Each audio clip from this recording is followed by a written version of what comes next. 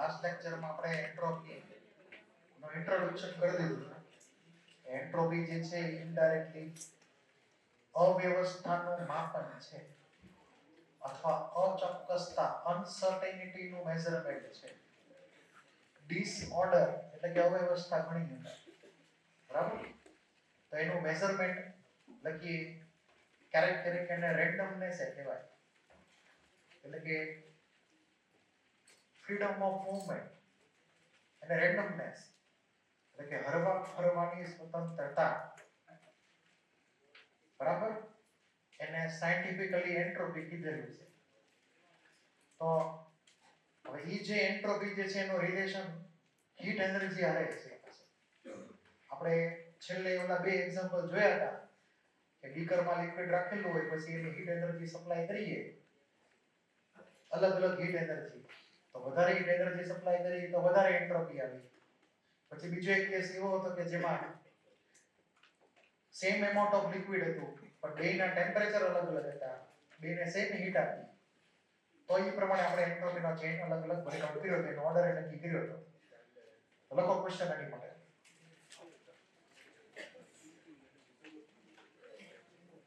Explain the relation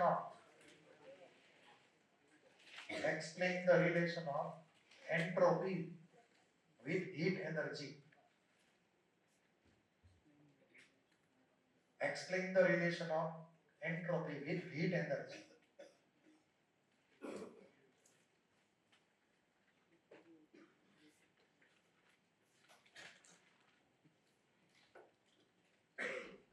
હવે જો એનર્જીના ઘણા બધા અલગ અલગ ફોર્મ હોય, એમાંનો એક ફોર્મ છે હીટ એનર્જી છે.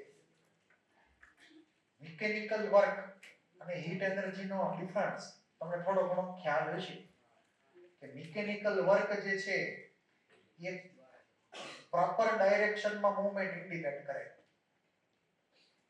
તો એ ડાયરેક્શન એની પ્રોપર હોય, ફિક્સ હોય, તો એ અવ્યવસ્થા ન સર્જાય.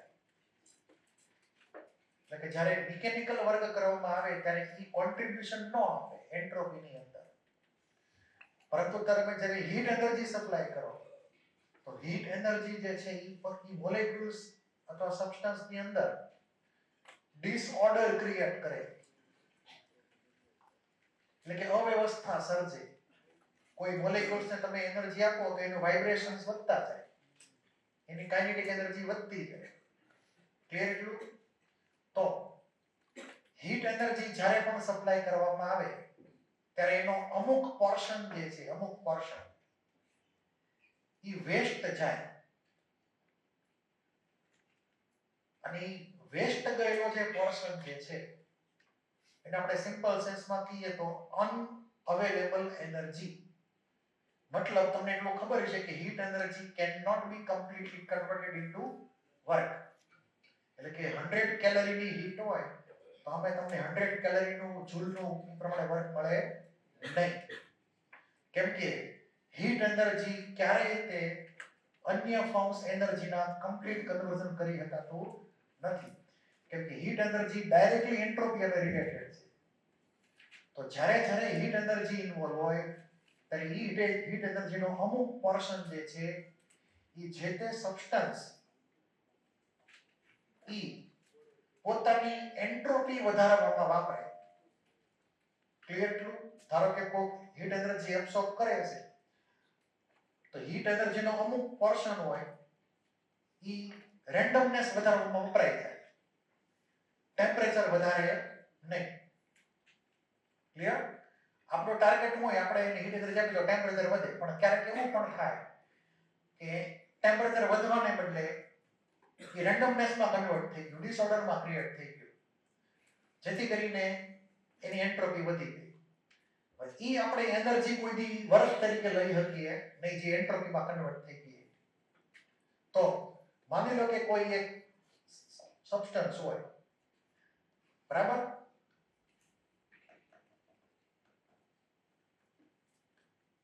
Entropy and heat energy. ધારો કે કોઈ આપણે સબસ્ટન્સને સ્મોલ એમાઉન્ટ dq જેટલી હીટ એનર્જી સપ્લાય કરી, બરાબર? અને એ વખતે ટેમ્પરેચર એનું T હતું. તો કોઈ સબસ્ટન્સને આપણે સ્મોલ એમાઉન્ટમાં હીટ એનર્જી સપ્લાય કરી dq એટ ટેમ્પરેચર T, તો આ વેલ્યુ જે કાંઈ હશે, આ રેશિયોની વેલ્યુ, એટલી એનર્જી જે છે હીટ એનર્જી ઈ કન્વર્ટ થશે એન્ટ્રોપીની અંદર. કેમાં કન્વર્ટ થશે? એન્ટ્રોપીમાં કન્વર્ટ થઈ જશે. એટલે ds આપણે નવું કહી દીધું, ds કહી દીધું. એટલે તો small change in entropy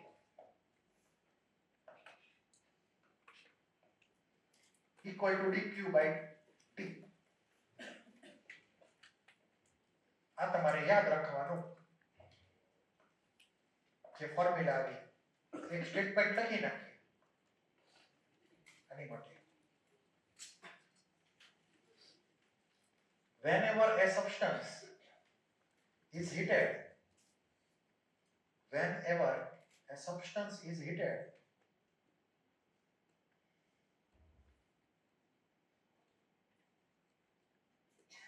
a part of heat energy, a part of heat energy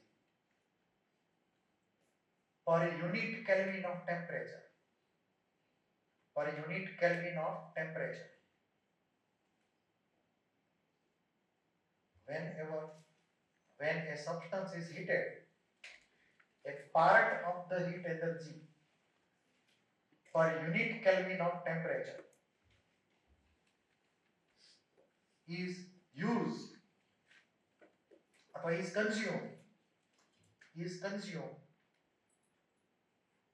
in increasing the randomness, એટલે કે વ્યવસ્થા, in increasing the randomness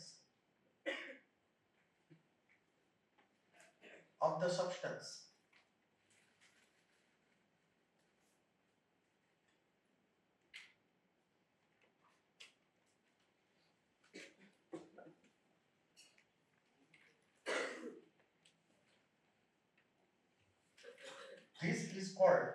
This part of heat energy is called entropy. This part of heat energy is called entropy.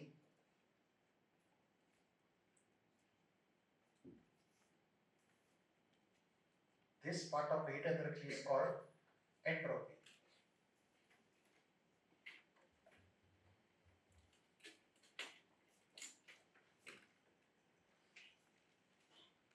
For a small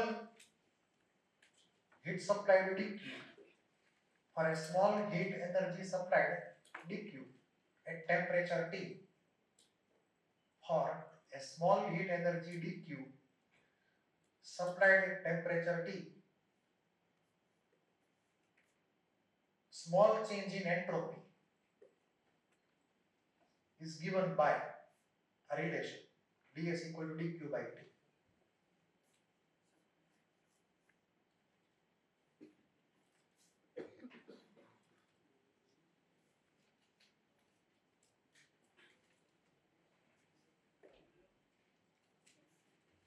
Here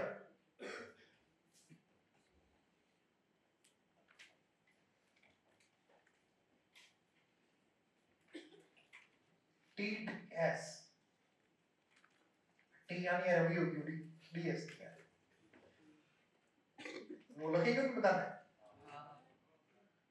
છેલ્લે હું લખાયું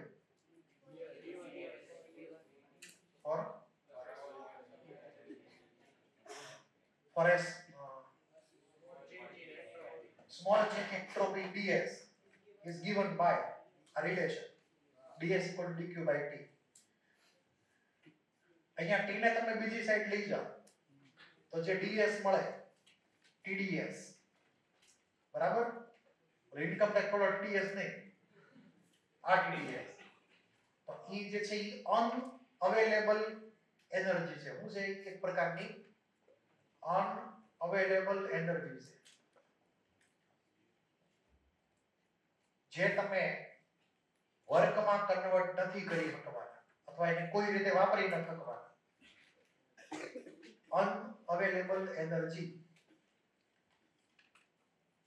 એટલે કે cannot be converted to useful work.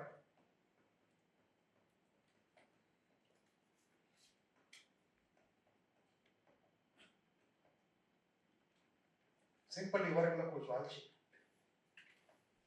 એ તમારે tax તરીકે ભૂલી જવાનું. ઓલા income tax માની લો કે વ્યક્તિનો પગાર 50,000 હોય 50,000 માંથી માની લો કે મહિને 5,000 કપાતા હોય ટીડીએસ ના, હાથ કેટલા આવે 45 કેવા પગાર 50,000 નો છે, 5,000 કોણ લઈ જાય? ગવર્નમેન્ટ. હાથમાં આવે ખાલી 45. તો જે 5,000 છે ને જનિતમાં ક્યારે પાછા મળવાના છે એ બોલ પર આવી ગયા. હાથમાં ખાલી મળશે 45. કામ કર્યું 50 નું, મળ્યા 45, 5 ની ખોટ. યા અનઅવેલેબલ મની કે ટેક્સ માં વીએ ક્લિયર. ત્યાં ગવર્નમેન્ટ ને ટેક્સ આપવાનો, અહીંયા એટમોસ્ફિયર ને ટેક્સ આપવાનો. ક્લિયર. એટલે એટલા માટે હીટ એનર્જી ક્યારેય ને કોઈ વર્ક 100% બીજા ફોર્મમાં કન્વર્ટ કરી શકાય. ટેક્સ આપવો જ પડે તમારે. એ ટેક્સ આપ્યા વગર તમે બાયપાસ ન કરી શકો. એ બધું આપણે ઇન્ડિયામાં હાલે કે વગર ટેક્સ બધું હાલતું હોય બ્લેકમાં બધું. ત્યાં ફોરેનમાં જાવ ત્યાં ન હાલે.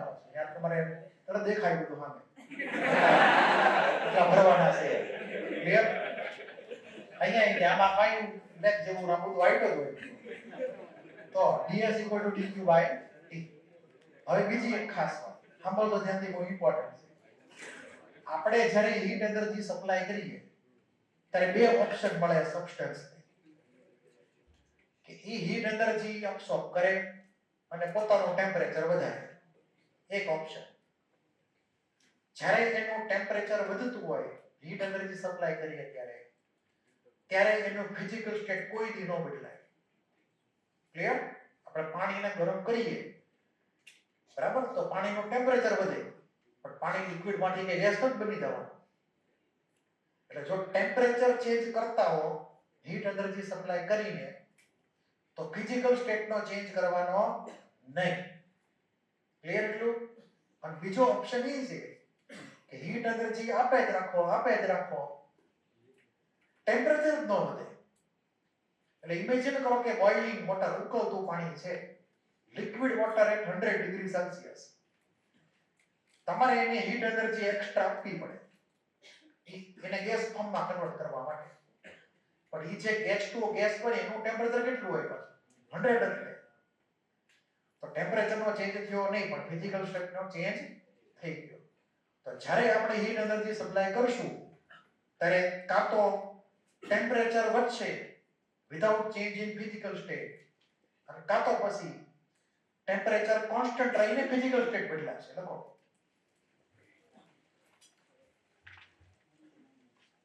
When a substance is heated, when a substance is heated,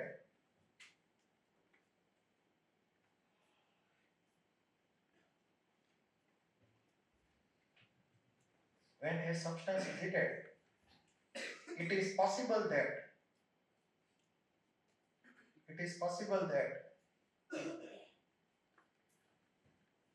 its temperature increases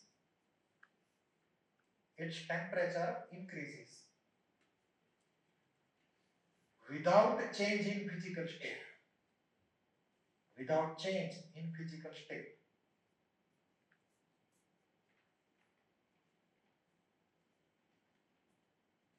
પછી લખો next point. When a substance is heated,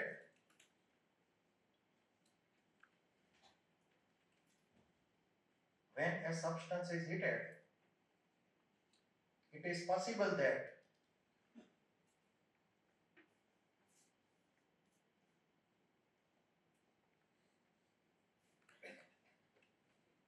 its temperature remain constant.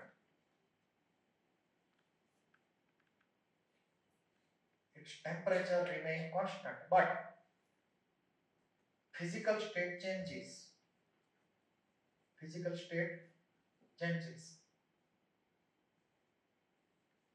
Like a solid to liquid, કાં તો પછી liquid to gas, કાં તો પછી solid to gas, direct sublimation. સમજ પડી મેં કીધું ઈ? તો આ જે ફોર્મ્યુલા જે છે એની અંદર આ ટેમ્પરેચર કાં તો વેરિયેબલ બને કાં તો વેરિયેબલ ન બને. એટલો ક્લિયર? તો આપણે આ ફોર્મ્યુલાનો ઉપયોગ કરશું બધી જગ્યાએ આગળના બધા કેસમાં. હવે આ dq જે છે બરાબર, કેટલી હીટ સપ્લાય કરી અને ટેમ્પરેચર વધ્યું, ધારો કે આપણે ટેમ્પરેચરની વેરિયેબલ માની લઈએ. શું માની લઈએ? વેરિયેબલ. તો આપણે ગરમ પાણીને કરીએ તો પાણીનું ટેમ્પરેચર વધે. તો આપણે જે હીટ એનર્જી સપ્લાય કરી પર્ટિક્યુલર એમાઉન્ટના વોટરને અથવા બીજા કોઈ સબસ્ટન્સને, એની ફોર્મ્યુલા તમે ભણી ગયા, Q = ms delta T. અથવા આપણે બીજા ફોર્મમાં લખીએ તો n cpm delta T અથવા n cvm delta T. Clear છે? તો અહીંયા dq નું ફોર્મ લખશું આપણે સ્પેસિફિક હીટનો યુઝ કરી શકીએ કાં તો મોલર હીટ કેપેસિટીનો યુઝ કરી શકીએ, જે ઈચ્છા થાય. તો dq નો રિલેશન કે dq જે છે, ધારો કે હું મોલર હીટ કેપેસિટી ટાર્ગેટ કરતો તો n cpm dt. Small heat energy supply કરી, સ્મોલ ચેન્જ આવ્યો ટેમ્પરેચરમાં, n એના mall, cpm molar heat capacity constant pressure. તો આને dh કહેવાય. શું કહેવાય? dh. કેમ કે એન્થાલ્પીનો ચેન્જ કોન્સ્ટન્ટ પ્રેશર હોય. અહીંયા cp આવી ગયું, જો દેખાય છે? પછી dq, હું હીટ એનર્જી સપ્લાય કરું છું, માની લો કે કોન્સ્ટન્ટ વોલ્યુમ, તો અહીંયા શું લખવાનું? n cvm dt. તો એને શું કહેવાય? du, internal energy change. તો dq ના ફોર્મ થયા કોન્સ્ટન્ટ પ્રેશર વાળો ને બીજું કોન્સ્ટન્ટ વોલ્યુમ વાળો. ક્લિયર છે? અહીંયા મેં મોલર હીટ કેપેસિટી લીધેલી છે. ધારો કે તમે સ્પેસિફિક હીટ કેપેસિટી લો સપોઝ, તો એક બીજું ફોર્મે લખી શકાય. આપણે કેસ બાય કેસ પ્રમાણે ફોર્મ યુઝ કરવાના, જે પ્રમાણે માંગ્યું હોય એ પ્રમાણે. તો આનું બીજું ફોર્મ લખીએ, q = ms dt. એમાં m એટલે માસ અને s એટલે સ્પેસિફિક હીટ કેપેસિટી. એટલું ક્લિયર? પછીમાં જો સોલિડ લિક્વિડ હોય તો કઈ એમાં કઈ જરૂર પડે નહીં, કેમ કે પ્રેશર કોન્સ્ટન્ટ હોય કે વોલ્યુમ એને કઈ ફેર ન પડે. ક્લિયર? ગેસ હોય તો એને ફેર પડે એ પ્રમાણે. બાકી ફોર્મ્યુલા તો કેવી રહે? આ જ રહે. તો એનું બીજું ફોર્મ છે જેમાં આપણને માસ આપેલું હોય, આપણને સ્પેસિફિક હીટ કેપેસિટી આપેલી હોય સોલિડ લિક્વિડ ને ગેસની, તેનો આ ફોર્મેટ એપ્લાય કરવાનો. એટલે તમે આપણને ફ્રીડમ વિશે આપણે કયો ડેટા યુઝ કરવો આમાંથી, એટલું ક્લિયર છે? એટલે તમારે બે ગોખેલી ફોર્મ્યુલા એપ્લાય નહીં કરતા ફિઝિક્સ વાળી, નકર પ્રોબ્લેમ થશે થર્મોડાયનેમિક્સમાં. કેમિસ્ટ્રી છે એમાં બધી સિમ્બોલ બદલાતા રહે, કેસ બાય કેસ પ્રમાણે ફોર્મ્યુલામાં માઇનોર ચેન્જ આવે છે. એટલે આપણે તો ત્રણ અલગ અલગ ફોર્મ થયા, જે હારા લાગે એ એપ્લાય કરવાનો હોય કેસ બાય કેસ પ્રમાણે. હવે આમાં કોઈને કઈ ડાઉટ હોય પહેલા બોલી જાવ. છે કોઈને કઈ ડાઉટ? તો આપણે પહેલા dq ના આવી રીતે ફોર્મ થયા. ઓકે? ગેસ હોય તો ગેસમાં પછી આપણે CpCv અલગ અલગ હોય, પણ સોલિડ લિક્વિડમાં CpCv કેવા હોય છે? ઇક્વલ. આપણે મેં તમને અગાઉ કીધેલું છે. એટલે સોલિડ લિક્વિડમાં કઈ ફેર નહીં પડે, તમે સિમ્પલ C લખશો તોય હાલશે. બરાબર? તો આ એક ફોર્મ્યુલા તમારે યાદ રાખવાની, ds = dq/t. હવે આપણે ભણીએ third law of entropy, third law of thermodynamics.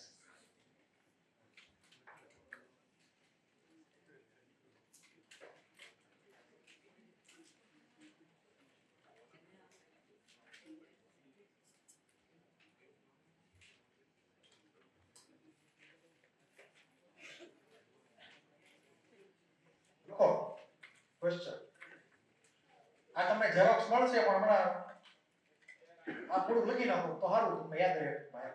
Main point લખવાના લખો. State third law of thermodynamics. ઝેરોક્સમાં તો ઘણું બધું આપ્યું છે, કામનો આપણે જે એવું યાદ રાખવાનું.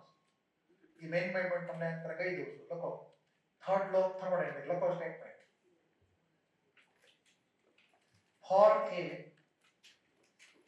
For perfectly crystalline solid, for a perfectly crystalline solid,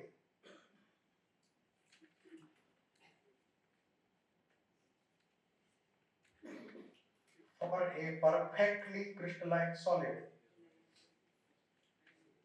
entropy is zero. Entropy is zero at 0 Kelvin temperature. At 0 Kelvin temperature.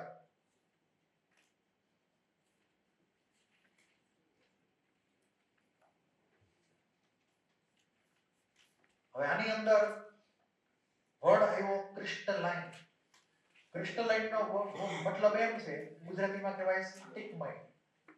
મતલબ જેના પાર્ટિકલ્સ એટલે કે આયન્સ અને એટમ્સ જે આખા મોલેક્યુલને બનાવતા હોય એની ફિક્સ એરેન્જમેન્ટ હોય. જે તે આયનનું લોકેશન ફિક્સ હોય. આપણે વાત કરી હતી લેટાઇસ એનર્જી, યાદ રાખો કે NaCl નો લેટાઇસ જ્યારે બને ત્યારે સોડિયમ ને Cl એક પર્ટિક્યુલર પોઝિશન ગોઠવાતા હોય. ક્લિયર? તો એ એક પર્ટિક્યુલર પોઝિશનમાં ગોઠવાના હોય તો એને ક્રિસ્ટલાઇન કહેવાય. તમે ધારો કે રોલ નંબર પ્રમાણે બેહતા હો રોજ, બરાબર છે, તો એવા કેસમાં એ પ્રોપર એરેન્જમેન્ટ થઈ, ફિક્સ એરેન્જમેન્ટ થઈ કે ભાઈ કોણે ક્યાં બેહવાનું ફિક્સ થઈ ગયું છે તો એને ક્રિસ્ટલાઇન કહેવાય. પણ રોજ રોજ બદલાતું રહેતું હોય તો એક દી અહીંયા બેઠો હોય, બીજે દી આને પાછો આ બાજુ બેઠો હોય, ત્રીજે દી પાછો આ બાજુ બેઠો હોય, તો મારે એને જોવા તો આને ક્યાં મારે ગોતવું આવે? ક્લિયર? પણ એટલે કે કોઈ વ્યક્તિ એની જગ્યાએ બેહતો હોય તો મને તો ખબર છે પણ આ વ્યક્તિ અહીંયા જ બેહે છે. ક્લિયર? તો એ ફિક્સ વેલ્યુ થઈ ગઈ, એની એરેન્જમેન્ટ ફિક્સ થઈ ગયેલી છે, એને કહેવાય પરફેક્ટલી ક્રિસ્ટલાઇન. જેની એરેન્જમેન્ટ ફિક્સ થઈ ગયેલી છે તો ફિક્સ એરેન્જમેન્ટ હોય અને જો ટેમ્પરેચર હોય 0 કેલ્વિન તો એની એન્ટ્રોપી 0 બનવાની, કેમ કે બિચારો હલી જ ન હોય. 0 કેલ્વિન ટેમ્પરેચરે તમે ઇમેજિન કરો તો એવરેજ કાઇનેટિક એનર્જી 0 થઈ જાય, 3/2 કાપાટી પ્રમાણે. ક્લિયર છે? તો જો ટેમ્પરેચર 0 કેલ્વિન તો એનર્જી કઈ છે જ નહીં, હલવા બિચારો હલી જ ન હોય, તેવડ ન હોય હલવાની. તો એન્ટ્રોપી બિચારાને ક્યાંથી આવે? રેન્ડમનેસ ક્યાંથી? એટલે આ એક ઇમેજિનેશન છે, યાદ રાખવાની તમારે.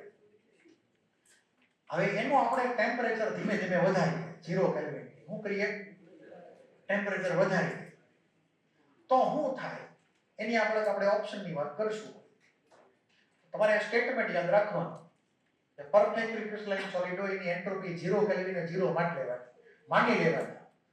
વાસ્તવિકતામાં એન્ટ્રોપી 0 ન પણ હોય, 0 કેલ્વિન ટેમ્પરેચર. બરાબર છે? એ આપણે અલગથી ભણશું પછી હું કામ કેવી રીતે 0 ન થાય.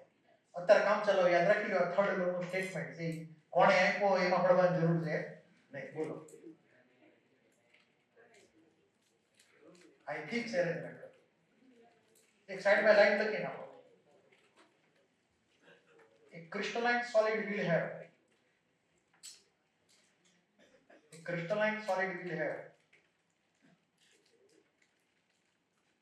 fixed arrangement of cation and anion relative to each other. A crystalline solid will have fixed arrangement of cation and anion relative to each other.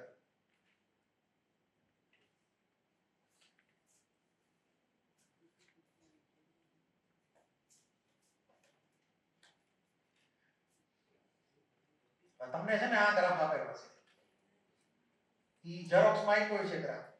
આપણે આ ગ્રાફ ડ્રો કરો, આપણે બીજો ગ્રાફ ડ્રો કરશું. આપણે શું કરશું? આ ટેમ્પરેચર ને એન્ટ્રોપી ને એક્સિસ માં ચેન્જ કરી નાખશું. ક્લિયર? તમને પછી આગળનું કામ બહુ હેલું થઈ જાય જો તમે ઈ પ્રમાણે ગ્રાફ લેશો ને. તો આ ગ્રાફમાં થોડીક એવી તકલીફ તો ન પડે પણ સમજવામાં કે વાર લાગે. તો હું ગ્રાફ બીજો લઉં છું, ટેમ્પરેચર ને એન્ટ્રોપી ને હેરાફેરી કરી નાખું છું. ઓકે?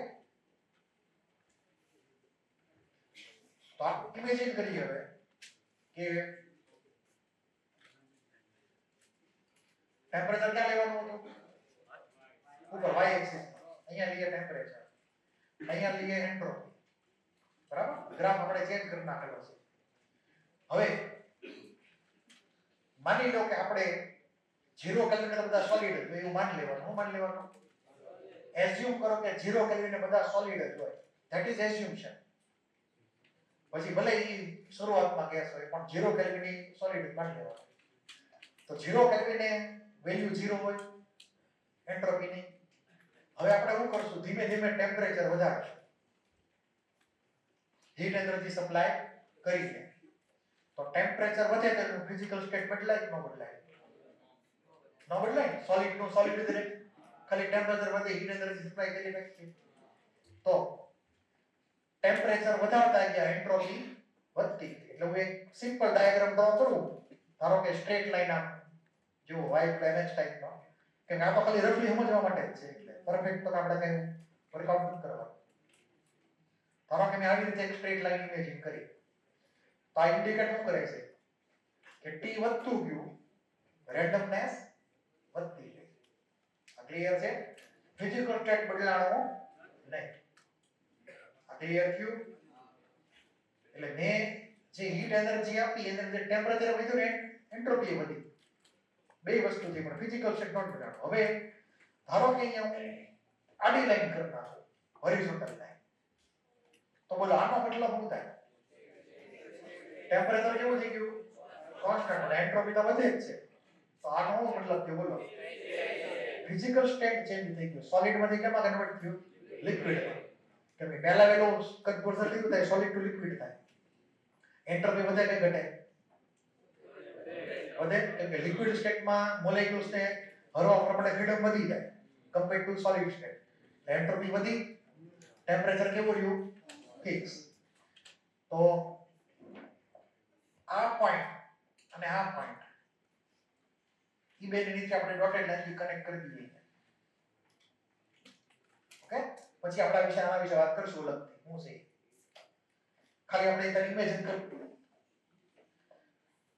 હવે આ આડી લાઈન અહીંયા પૂરી થઈ ગઈ એનો મતલબ એવો કરવાનો કે અહીંયાથી એનું મેલ્ટિંગ સ્ટાર્ટ થયું હતું ધારો કે 1 મોલ મેં સોલિડ લીધો અહીંયા એનું મેલ્ટિંગ શરૂ થઈ ગયું હીટ એનર્જી આપતો જ ગયો અહીંયા સુધી હીટ એનર્જી આપી ત્યાં સુધી ટેમ્પરેચર વધ્યું નહીં ખાલી એન્ટ્રોપી વધી અહીંયા જેવા પહોંચશો ધારો કે તો હવે બધો સોલિડ મેલ્ટ થઈ ગયો બધો તો હવે જો હું હીટ એનર્જી આપીશ એ શું કરશે ટેમ્પરેચર વધારશે વિધાઉટ ચેન્જિંગ ફિઝિકલ સ્ટેટ તો હવે આપણે શું કરશું ટેમ્પરેચર વધારવાનું આવશે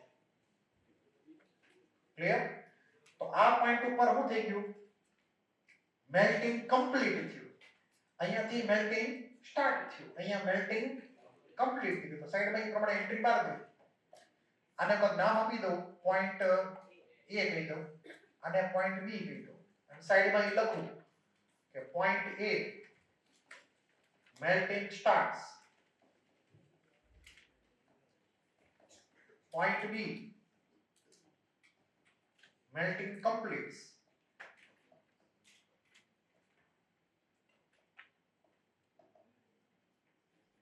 હવે પછી જો હું એને આગળ હીટ કરું તો શું થાય ફિઝિકલ સ્ટેટ બદલાય નહીં પણ ટેમ્પરેચર વધે ત્યારે એન્ટ્રોપી પણ વધે એટલું ક્લિયર છે હવે મતલબ કે હું વળી પછી એક આડી લાઈન ડ્રો કરું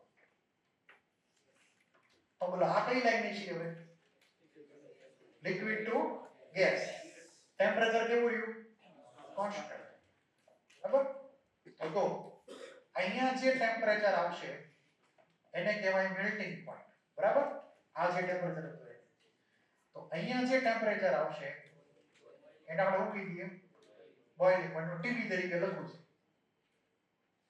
તો ક્લિયર પછી અહીંયા ધારો કે એ બધું મેલ્ટ થઈ ગયું મતલબ ગેસમાં કન્વર્ટ થઈ ગયું આ પોઈન્ટ આને C ને D લઈ દઈએ ધારો કે તો પોઈન્ટ C ઉપર વેપોરાઇઝેશન સ્ટાર્ટ થયું એમ કહી શકાય. તો પોઈન્ટ સી વેપોરાઇઝેશન સ્ટાર્ટ્સ.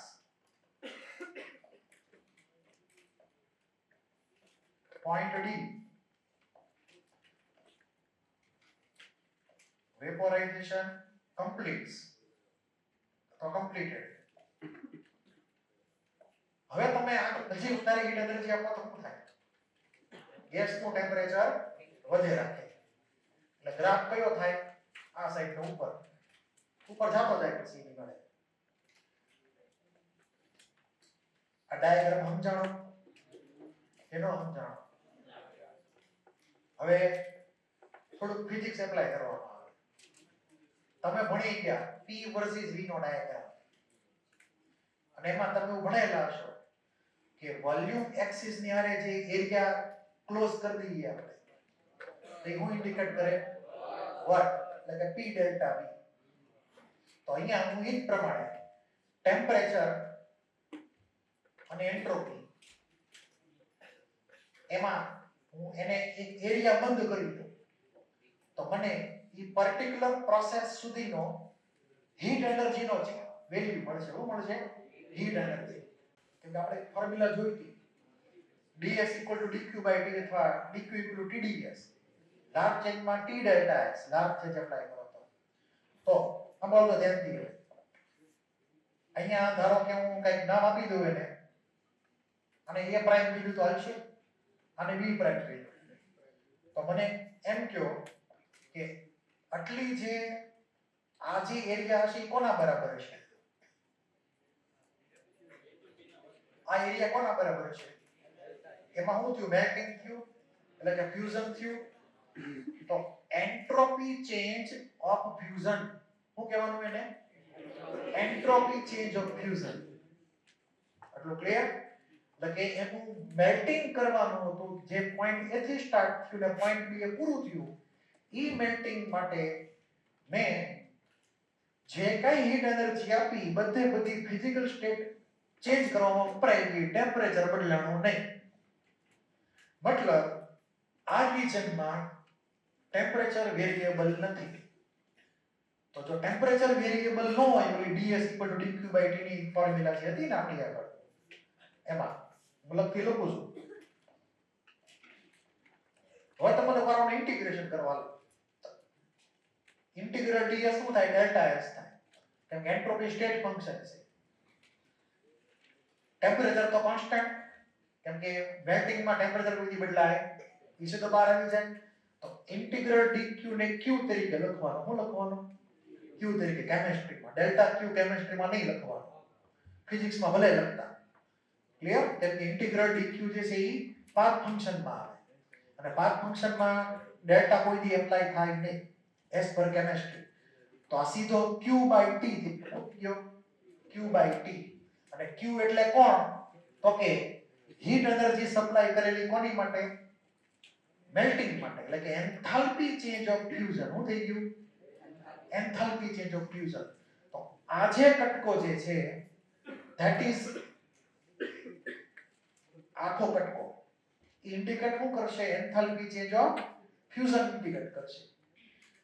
તો અહીંયા ડેલ્ટા એસ એન્ટ્રોપીનો ચેન્જ, અને આ ટેમ્પરેચર એ એરિયા મેં કવર કરી લીધો. તો હવે એને અહીંયા ઇન્ડિકેટ કરી દઉં તો આ જે છે એ એન્થાલ્પી ચેન્જ કોનો છે? તો કે ફ્યુઝન માટેનો છે.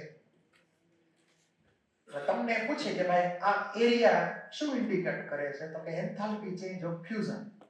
એટલે કે heat energy સપ્લાઈડ to melt 1 mole of solid completely into 1 mole of liquid without change in temperature. આ એન્થાલ્પી ચેન્જ ઓફ ફ્યુઝન થઈ ગયું. સમજ પડી? જે તમે અહીંયાથી ઇન્ટિગ્રેશન થી વર્કઆઉટ કરી શકો. dq એટલે ડેલ્ટા h થઈ ગયો. હવે ટેમ્પરેચર કોન્સ્ટન્ટ, તો t ડેલ્ટા s, t ને આમ લઈ જાઓ તો ડેલ્ટા h બરાબર t ડેલ્ટા s.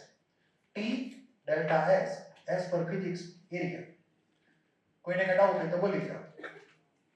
પછી મને એમ કહો કે આટલો જે એરિયા હતો, આ ભાગનો એરિયા, એમાં હું ઇન્ડિકેટ કરશે મને?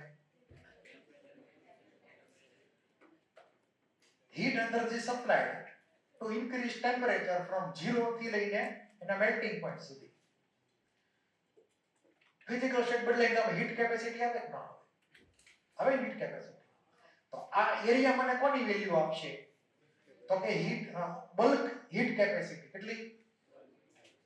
મતલબ બલ્ક નહીં આમ તો, પણ heat energy supply to increase temperature એટલે કે DH ની વેલ્યુ આપશે ડેલ્ટા H, કે જેમાં ટેમ્પરેચર બદલાતું હોય પણ ફિઝિકલ સ્ટેટ બદલાતું હોય નહીં. તો અહીંયા હું લખું એ પ્રમાણે એરિયા માટે અહીંયા O લખી નાખ્યો. O મતલબ ઓરિજિન. તો આટલો જે એરિયા હતો એને આપણે લખશું એન્થાલ્પી ચેન્જ, જેમાં એના મોલ પોતાના હોય n, એની પોતાની હીટ કેપેસિટી લઈએ મોલર Cp કે Cv પ્રમાણે વોટ એવર ઇટ બી. હું તો Cp લઉં છું. ડેલ્ટા T એનો ટેમ્પરેચરનો ચેન્જ 0 થી સ્ટાર્ટ કરીને મેલ્ટિંગ પોઈન્ટ સુધી. તમને એમ પૂછે કે આ ડાયાગ્રામ છે, તો આ સબસ્ટન્સ માટે અહીંયાથી અહીંયા પહોંચ્યા કેટલી હીટ એનર્જી એબ્સોર્બ કરી હશે? આટલી વેલ્યુ. એમાં લખો જો ડેલ્ટા T છે. બરાબર?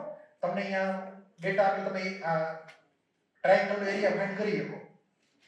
એવા ક્વેશ્ચન તમને એડવાન્સમાં પૂછીએ, કઈ પૂછવો હોય આ ટ્રાયેંગલ એરિયા ફાઇન્ડ કરતા આવડે ને પછી ડેટા આપ્યો હોય તો આ ટ્રાયેંગલ એરિયા કોના બરાબર થાય? એન્થાલ્પી ચેન્જ કે જેમાં ટેમ્પરેચર વધ્યું હોય તો NCPM ડેલ્ટા T મેં એક ઇમેજિન કરી લીધું. ફિઝિકલ સ્ટેટ ચેન્જ થતું નથી. પછી બોલો B થી C માં શું થાય છે? વળી પાછું physical state same range temperature વધે છે, એમાં કઈ ફોર્મ્યુલા ડેલ્ટા H મળે. એટલે મેં 1 મોલ B લિક્વિડ છે, કેટલું?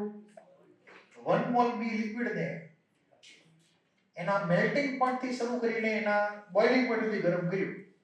એટલે ઇમેજિન કરો કે H2O liquid at 0 degree Celsius heated up to H2O liquid at 100 degree Celsius. 0 થી હોય લઈ ગયા H2O ને એના મેલ્ટિંગ પોઈન્ટ થી એના બોઇલિંગ પોઈન્ટ સુધી લઈ ગયા. તો એમાં ફિઝિકલ સ્ટેટ નો ચેન્જ થયો નહીં, તો એની માટેની હીટ એનર્જી સપ્લાય કરેલી હોય એ ગણવાની હોય. તો આ ફોર્મ્યુલા પછી ફરીવાર. એટલે ઈ તમે એ પ્રમાણે યાદ રાખી લો. અહીંયા હું ડોટેડ લાઈન આમ કરી નાખું ઊભી લાઈન. તો તમને પૂછે ડાયાગ્રામમાં તો આવડવું જોઈએ આ કઈ વેલ્યુ છે. તો આ પણ ઈ થઈ ગયું. ડેલ્ટા H એક પ્રકારનો. એની ફોર્મ્યુલા રિપીટ કરું છું. NCPM delta T. સોલિડ લિક્વિડમાં CpCv નો કોઈ ઇશ્યુ નથી અહીંયા. તો એ છતાંય મેં લખેલું છે પ્રમાણે. હવે C થી D ગયા તો શું થયું બોલો? હવે તમને ક્લિયર થઈ જવું જોઈએ. કઈ એન્થાલ્પી થાય? Enthalpy change of vaporization. C થી D ગયા ટેમ્પરેચર વધ્યું નહીં, પણ કન્વર્ઝન થયું લિક્વિડ ટુ ગેસ. તો એનો એરિયા ફાઇન્ડ કરીએ ધારો કે. તો આ આખો એરિયા જે આવશે એન્ક્લોઝ કરેલો એરિયા, તો આ આખો એરિયા જે છે બરાબર, ઈ એરિયાને આપણે અહીંયા પોઈન્ટ નામ આપી દઈએ કા C પ્રાઇમ ને D પ્રાઇમ કરીને. તો આ આખો એરિયા જે છે ઈ ઇન્ડિકેટ કરશે એન્થાલ્પી ઓફ વેપોરાઇઝેશન.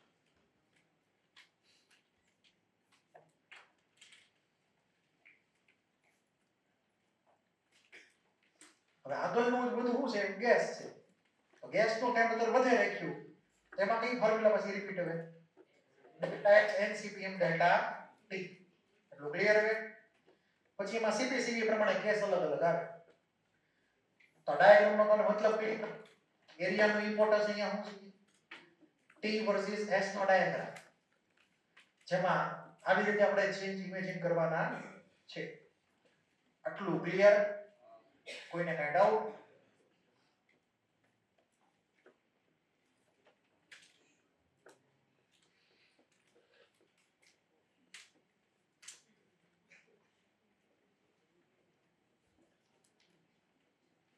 ડ્રો થઈ ગયું? તો આ ગ્રાફમાં આડી લાઈન આવે. શું લાવી?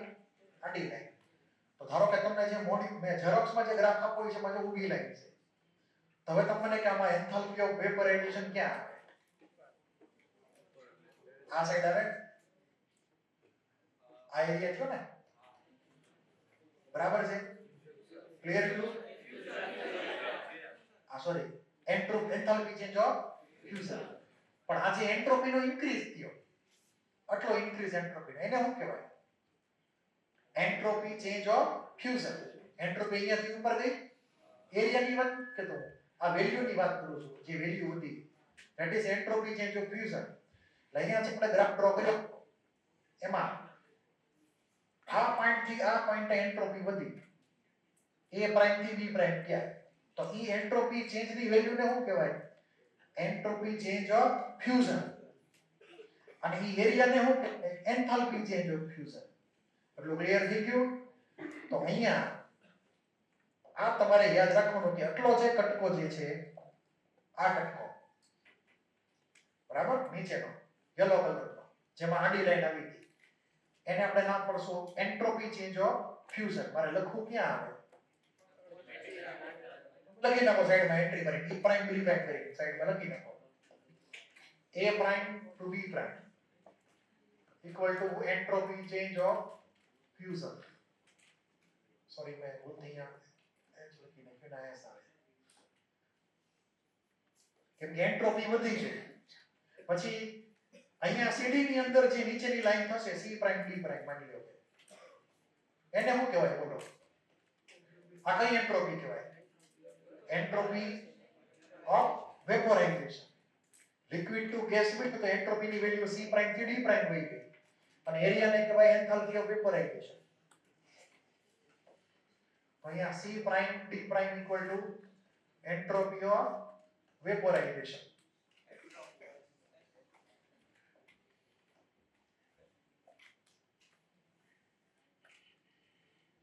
આમાં કોઈને કઈ ડાઉટ હોય તો બોલી જાઓ. છે કોઈને કઈ ડાઉટ? બાકી તમે જો હીટ એનર્જી સપ્લાય કરો ને સિમ્પલી એન્ટ્રોપી વધતી હોય તો સિમ્પલ એન્ટ્રોપી છે, એનું કોઈ નામ નથી પાડેલું. ઓકે, એટલે અહીંયાથી આપણે અહીંયા એન્ટ્રોપીનો ચેન્જ તો આવશે જ, તે આપણને આટલો ચેન્જ આવ્યો એન્ટ્રોપી, તો એની વેલ્યુ ગણવાની પાછી અલગ રીતે, બરાબર? જેમાં આપણે અહીંયા ડેલ્ટા એચ ની વેલ્યુ આગળ જતા લઈએ છીએ. તો ડાયાગ્રામમાં કોઈને કઈ ડાઉટ હોય બોલી જાઓ. ડાયાગ્રામ બેઝ ક્વેશ્ચન એડવાન્સમાં આવે, આજ સુધીમાં આનો ક્વેશ્ચન નથી આવ્યો, પરંતુ આની ઉપર બેઝ રિલેશન્સ આ વખતે PYQ માં પહેલી વાર આવ્યા. PYQ માં પહેલી વાર આવ્યા, બરાબર? આને બેઝ રિલેશન થોડીક વાર જે તમને ક્લિયર થશે.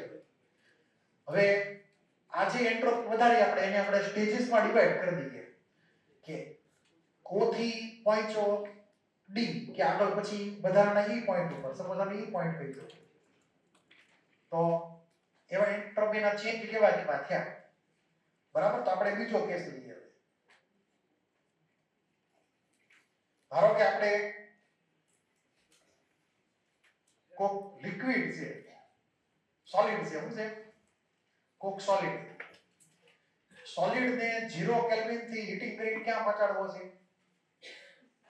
અમુક ટેમ્પરેચર વાળા લિક્વિડ ની અંદર. તમે H2O ઇમેજિન કરી શકો સમજવા હાટુ. તો આ ટર્મ જે છે જો તમને ક્લિક થતી હોય તો હું તમને વર્કઆઉટ કરાવી દઉં એક મિનિટ. આપણે થોડી વાર પહેલા શું લખ્યું હતું? ds dq by t. dq ને રિપ્લેસ કરીએ તો અહીંયા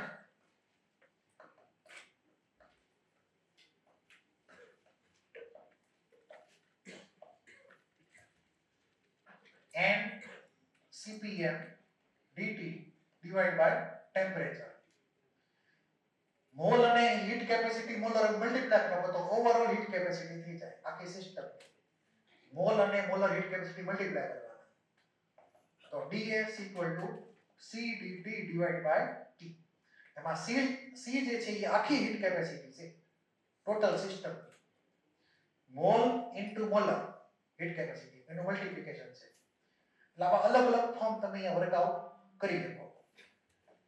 તો અહીંયા આ એક રિલેશન થયો અને આ બીજો રિલેશન થયો, જેમાં આ NCPM વાળી ટર્મ મેં સિંગલ C માં કન્વર્ટ કરી નાખી, heat capacity, bulk heat capacity જેને કહેવાય. તો અહીંયા C n CPM એવું તમે માની શકો. હવે ધ્યાન આપજો, ઇમ્પોર્ટન્ટ છે કે આ જે ફોર્મ્યુલા આપણે કન્વર્ટ કરી dq by t માંથી c dt divided by t convert કરી નાખી. હવે જો તમે 0 કેલ્વિન થી શરૂઆત કરો ને હીટિંગ શરૂ કરો તો ટેમ્પરેચર વધે, ફિઝિકલ સ્ટેટ બદલાય નહીં. ટેમ્પરેચર જો વેરિએબલ હોય તો આનું ફોર્મ શું થાય? કોઈ કહી શકશે? એન્ટ્રોપી ચેન્જ 0 કેલ્વિન થી T કેલ્વિન સુધી. ક્યાં સુધી? T કેલ્વિન સુધી. એના મેલ્ટિંગ પોઈન્ટ સુધી ગરમ કરવાનો.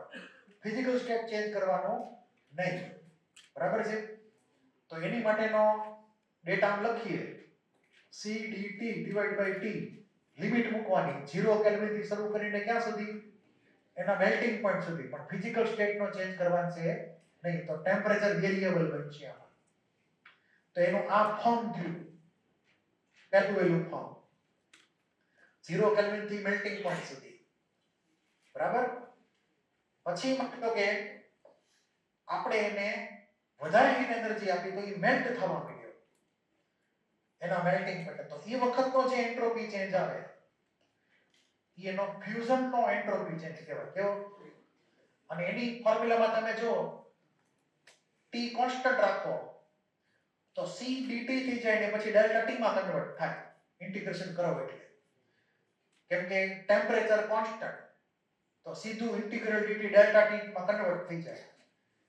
અને heat capacity delta T multiply કરો તો સીધી એન્થાલ્પી ઓફ ફ્યુઝન મળે. એટલે અહીંયા enthalpy of fusion divide by એનું પોતાનું melting point. Clear? Tm Kelvin scale. અહીંયા જો ઇન્ટિગ્રેશન નો આવ્યું, ઇન્ટિગ્રેશન થઈ ગયું એનું આ ટોટલ હીટ એનર્જી સપ્લાય હું ઇન્ટિગ્રેશન બહુ ડીપમાં નથી જતો, તો તમને સારું આવડે છે.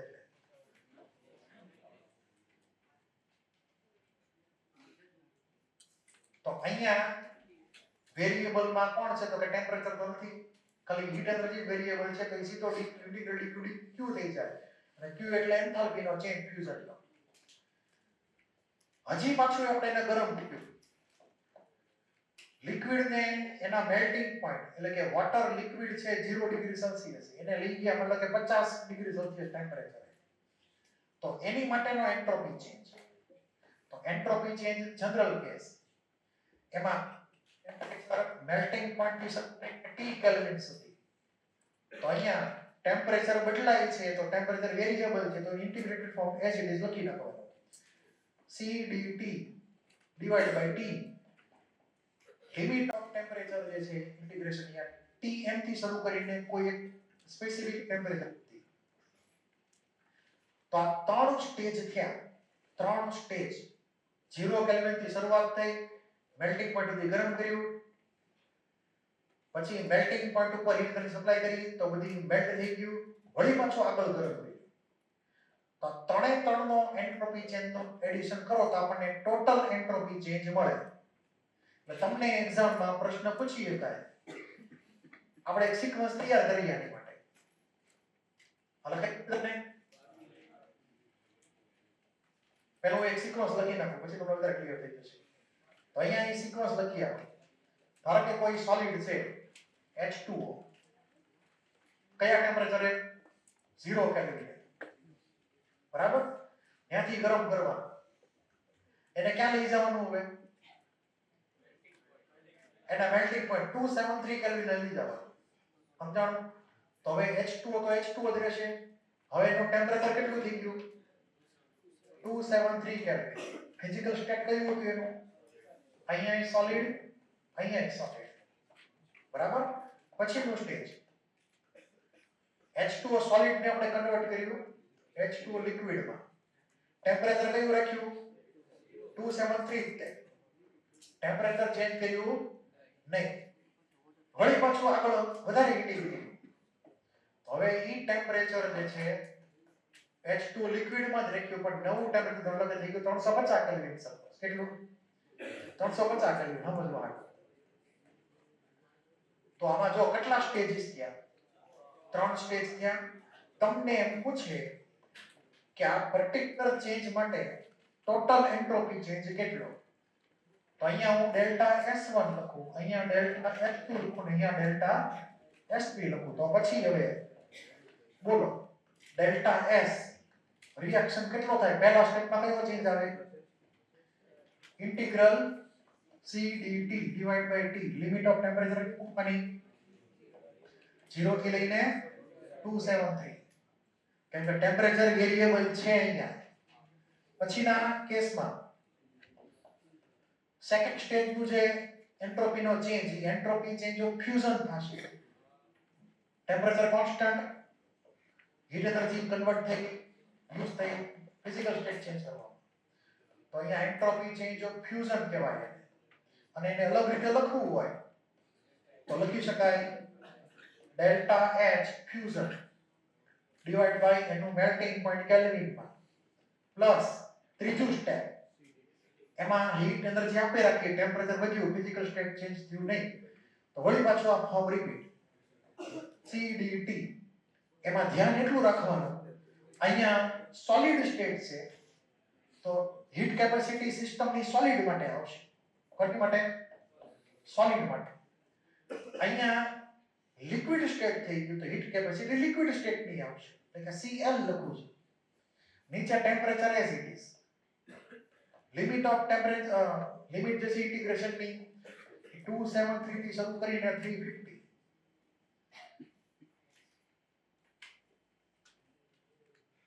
તમને આ એક્સપ્રેશન છે આ વખતનો પીવાય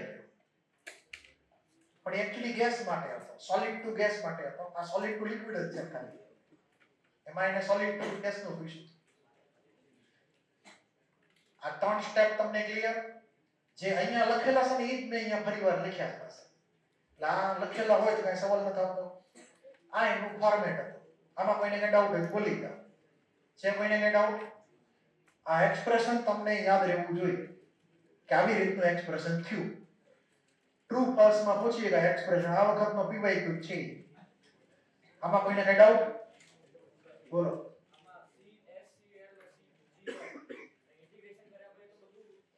ઈ ખાલી આપણે એક્સપ્રેશન જોઈ છે ત્યારે. દાખલો તો અલગ જ આવશે, વેલ્યુ સહિત આવશે. આપણે ખાલી એક્સપ્રેશન જોઈ છે અત્યારે ખાલી ટેમ્પરરી. આમાં કોઈને કઈ ડાઉટ હોય તો બોલી જાઓ. છે કોઈને કઈ ડાઉટ? હવે માની લ્યો કે ટોટલ 5 સ્ટેજ લઈએ. 5 સ્ટેજ સમજી ગયા? H2O સોલિડ માંથી પહેલા H2O સોલિડ, પછી H2O લિક્વિડ, વળી પાછું H2O લિક્વિડ, H2O ગેસ, અને વળી પાછું H2O ગેસ. કેટલા સ્ટેજ થયા જુઓ? 5. અહીંયા solid to solid entropy change, entropy change S2, S3, S4 અને S5. આપણે આમાં એક્સપ્રેશન લખવાના છે. અહીંયાનું ટેમ્પરેચર તમને 0 કેલ્વિન, આનું વેલ્યુ 273 કેલ્વિન, આનું ટેમ્પરેચર 273 કેલ્વિન, આ બાજુ 373 કેલ્વિન, આ સાઈડ 373 કેલ્વિન, અહીંયા માની લો કે 450 કેલ્વિન. હવે આ પાંચે પાંચ સ્ટેપ જે છે એના એન્ટ્રોપી ચેન્જનો ખાલી ફોર્મેટ, એનું ફોર્મ લખવાનું છે. શું થાય તો પહેલામાં શું આવશે બોલો? Entropy change reaction delta S એટલે હું integral CdT divide by T. એમાં હીટ કેપેસિટી સોલિડ ની આવે. ક્લિયર? તો CdT ડિવાઇડ બાય T, એમાં હું CS લખું છું અહીંયા. હીટ કેપેસિટી છે એટલે સોલિડ માટે. સોલિડ ની અલગ હોય, લિક્વિડ ની અલગ હોય, ગેસ ની અલગ હોય હીટ કેપેસિટી. એટલે અહીંયા મેન્શન મેં કર્યું CS. આ ઓવરઓલ હીટ કેપેસિટી છે. તમને મોલ આપેલો હોય તો મોલ ની અને મોલર ની હીટ કેપેસિટી મલ્ટીપ્લાય કરીને ફોર્મ લખી શકાય. અહીંયા લિમિટ મૂકી દઈએ તો લિમિટ કઈ આવશે? 0 થી લઈને 273. પછીનું બીજું ફોર્મ બોલો કયું આવશે? હવે એન્ટ્રોપી ચેન્જ ઓફ ફ્યુઝન, એટલે કે enthalpy of fusion divide by temperature. તો અહીંયા આવશે enthalpy change of fusion divide by એનું મેલ્ટિંગ પોઈન્ટ Tm, જેની વેલ્યુ આપણે યાદ રાખી શકીએ કે ભાઈ 273 છે. ત્યાં તમારે દાખલામાં વેલ્યુ મૂકવાની આવશે. પછીના સ્ટેપમાં બોલો શું થયું? 273 કઈ ફોર્મ્યુલા? આ ઇન્ટિગ્રલ ટાઈપ. એટલે અહીંયા CL dt divide by T અને લિમિટ મૂકવાની 273 થી લઈને 373 સુધી. પછીનું પાછું એની પછીનું સ્ટેપ 373 something ખાલી એનું વેપરાઇઝેશન થઈ ગયું. તો enthalpy change of vaporization divide by એનું melting point TB kelvin scale. Sorry boiling point TB. અને એની પછી પાછું હવે ટેમ્પરેચર વધે છે, ફિઝિકલ સ્ટેટ બદલાતો નથી.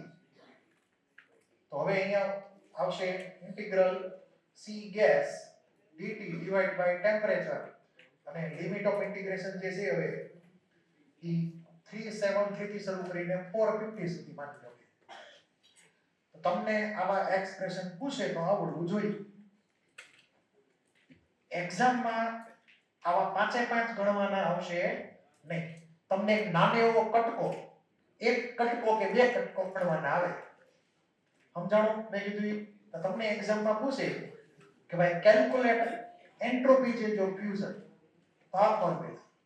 Calculate enthalpy change of vaporization, sorry entropy change of vaporization, આ ફોર્મ્યુલા. પછી એમ પૂછે કે ભાઈ કેલ્ક્યુલેટ એન્ટ્રોપી ચેન્જ, ટેમ્પરેચર આટલામાંથી આટલું થયું, તો આ ટાઈપની ફોર્મ્યુલા ઇન્ટિગ્રલ વાળી. સમજાણો? તો તમને પાંચે પાંચ કટકા કોઈ ગણવાના પૂછે ને ખાલી એક્સપ્રેશન પૂછે. યા વખત તમે પીપે ગયો હતો. આપણે જે પૂછાવાનું છે એ બધું સિંગલ ઇશ્યુ, સિંગલ સમજી ગયા ને? કોઈને કઈ ડાઉટ હોય તો બોલો. હવે સાંભળો ધ્યાન.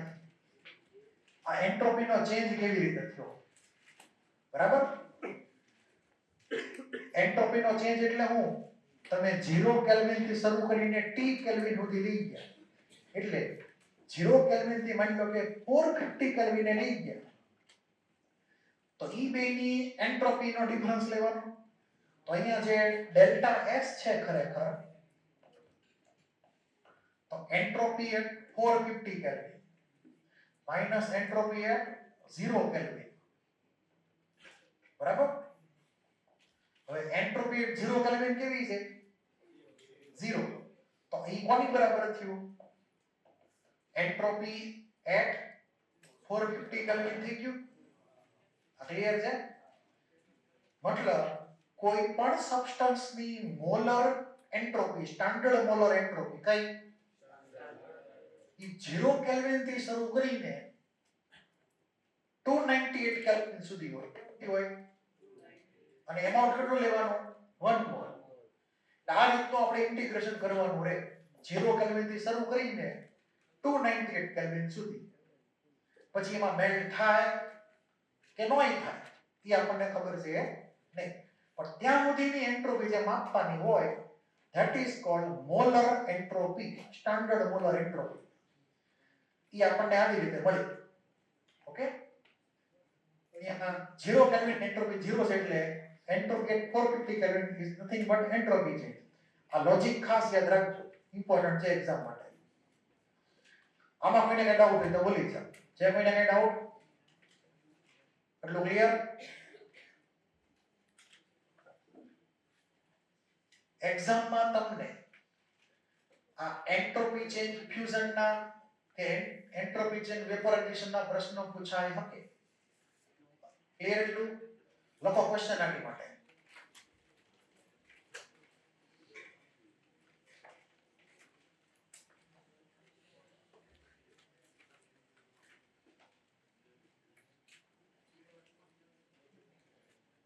Nine gram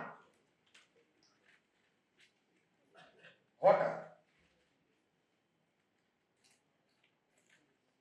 9 gram water is converted into 9 gram water is converted into 9 gram water vapor. मतलब steam, 9 gram steam at its boiling point. At its boiling point.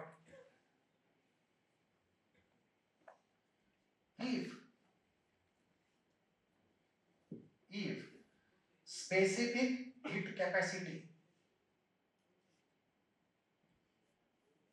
ના ઉપર જ નો આવે, નહીં આવે.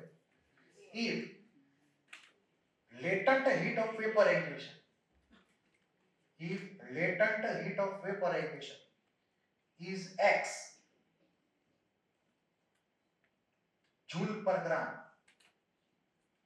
if latent heat of vaporization is x joule per gram, then calculate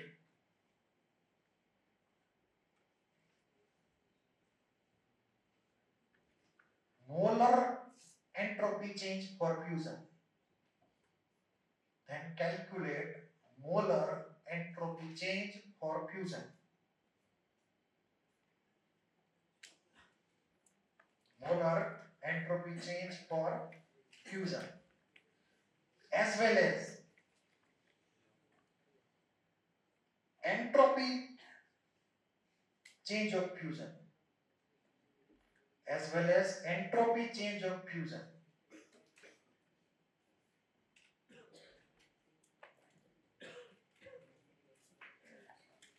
For 9 gram, કોની માટે?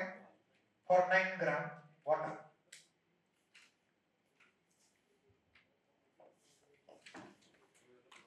આ ક્ષેત્રનો ક્વેશ્ચન છે, ધ્યાન આપજો. H2O liquid convert QH2O gas માં એના બોઇલિંગ પોઈન્ટ કે જે આપણે લઈએ 373 કેલ્વિન. આ શરૂઆતમાં તો 9 ગ્રામ, તોલી બાજુ તે 9 ગ્રામ જ આવે, બરાબર. ડિફોલ્ટ આપણે પ્રેશર કોન્સ્ટન્ટ એટલે કે 180 ધારો, કેમ કે કોન્સ્ટન્ટ પ્રેશર એ આનું વેપોરાઇઝેશન કરવાનું છે ઇનડાયરેક્ટલી.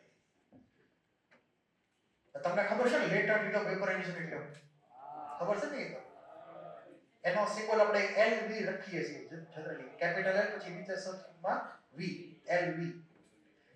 મેં તમને ઈ વેલ્યુ x જૂલ પર ગ્રામ આપેલી છે. x ની વેલ્યુ આપણે અનનોન રાખીએ અત્યારે, અને આ 9 ગ્રામ છે. તો મારે માત્ર ને માત્ર 9 ગ્રામ જ તે વોટરને કન્વર્ટ કરવું હોય વેપરમાં, સ્ટીમમાં, તો એનો પર્ટિક્યુલર એન્ટ્રોપી ચેન્જ મારે ગણવો છે. તો ઓરિજિનલ ફોર્મ્યુલા એન્ટ્રોપી ચેન્જ ની enthalpy change of fusion divide by એનો બોઇલિંગ પોઈન્ટ. હવે એન્થાલ્પી ચેન્જ ઓફ ફ્યુઝન જે છે એ 9 ગ્રામ માટે ગણવું હોય, હા સોરી ભૂલાઈ ગયું, કાંઈ વાંધો નહીં, ભૂલાઈ ગયું. તમારે જેટલું બહુ આવડતું ન આવડતા ને પાછું એટલે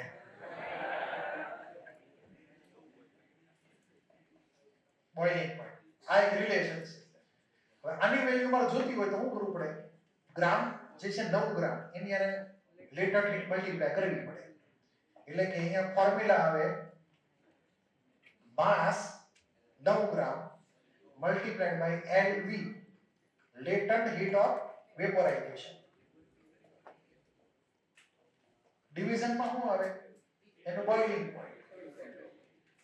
ક્લિયર? તો ફાઇનલ ડેટા શું મૂકી હવે? તો entropy change of vaporization 9 gram માટે, કોની માટે?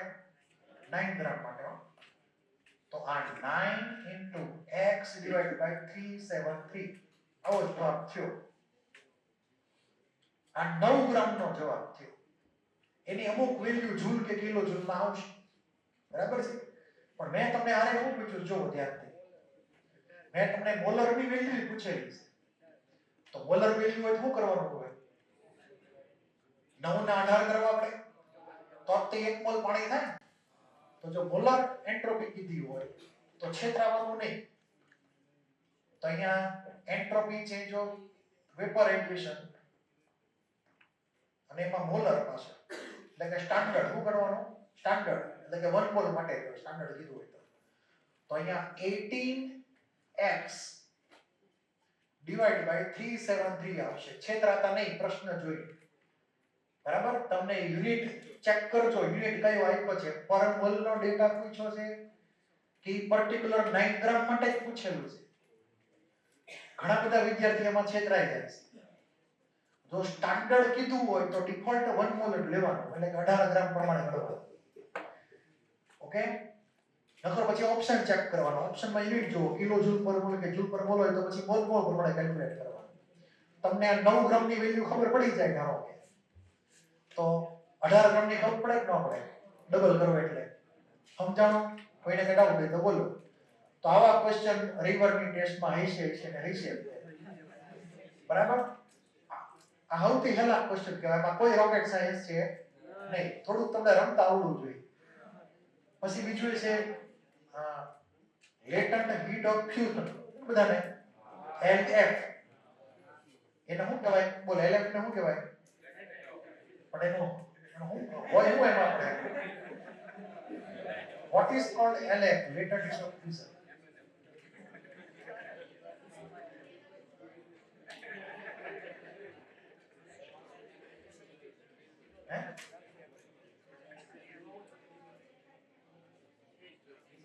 એક ગ્રામ માટે કે એક મોલ માટે? જનરલી 1 ગ્રામ માટે જ હોય છે. જનરલ કેસમાં લેટન્ટ હીટ જ્યારે પણ આપેલી હોય તો ફિઝિકલ સ્ટેટ ચેન્જ કરવાનું છે નહીં. હીટ કેપેસિટીમાં ફિઝિકલ સ્ટેટ ચેન્જ થતું હોય. આ મગજમાં ફિટ કરજો પહેલા. બરાબર? આવે ને ઓલી મોલર હીટ કેપેસિટી તો આવે. ફિઝિકલ સ્ટેટ ચેન્જ ન થતું હોય, ટેમ્પરેચર વધતું હોય. આની અંદર ફિઝિકલ સ્ટેટ ચેન્જ થતા લેટન્ટ હીટ આવે. પછી વેપોરાઇઝેશનની પણ હોય અથવા મેલ્ટિંગની પણ, એટલે ફ્યુઝનની પણ હોઈ શકે. જનરલી પર ગ્રામ જ હોય છે ડેફિનેશનમાં. એટલે કે heat energy required to melt 1 gram of solid to 1 gram of liquid at its melting point is called its latent heat of fusion. Clear? એનો ગુજરાતી તમને ખબર જ હશે. ખબર છે ગુજરાતી? તો એ તમારે ગલનગુપ્ત ઉષ્મા એવું કાંઈક નામ પાડેલું છે. ગલનગુપ્ત ઉષ્મા, પછી ઓલી બાષ્પીયન ગુપ્ત એન્થાલ્પી એવું કંઈક નામ પાડેલું છે. ક્લિયર? હવે આ તમારે યાદ રાખવાનું. હવે આપણે કેસ બદલી છે. આ ગેસનો કેસ હતો, મતલબ H2O થી શરૂ કરી છે લિક્વિડ ગેસમાં પહોંચી ગયા. લખો બીજો એક ક્વેશ્ચન.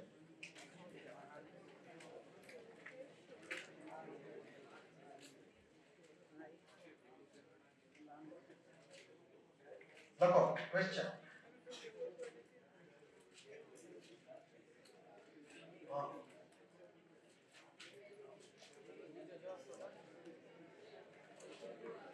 આ વેપોરાઇઝેશન મારે ભૂલ થઈ ગઈ.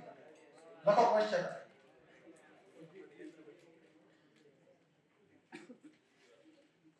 $100 gram copper sphere. 100 gram copper sphere at temperature 600 Kelvin. 100 gram copper sphere at temperature 600 Kelvin is kept in open atmosphere. Is kept in open atmosphere.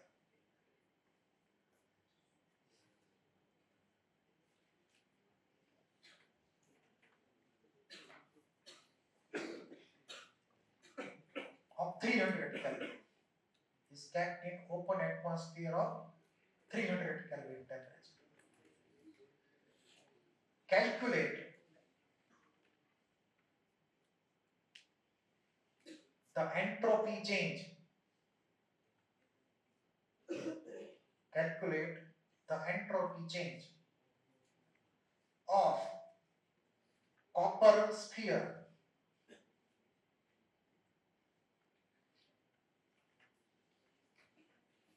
when it reaches 300 Kelvin temperature. When it reaches 300 Kelvin temperature.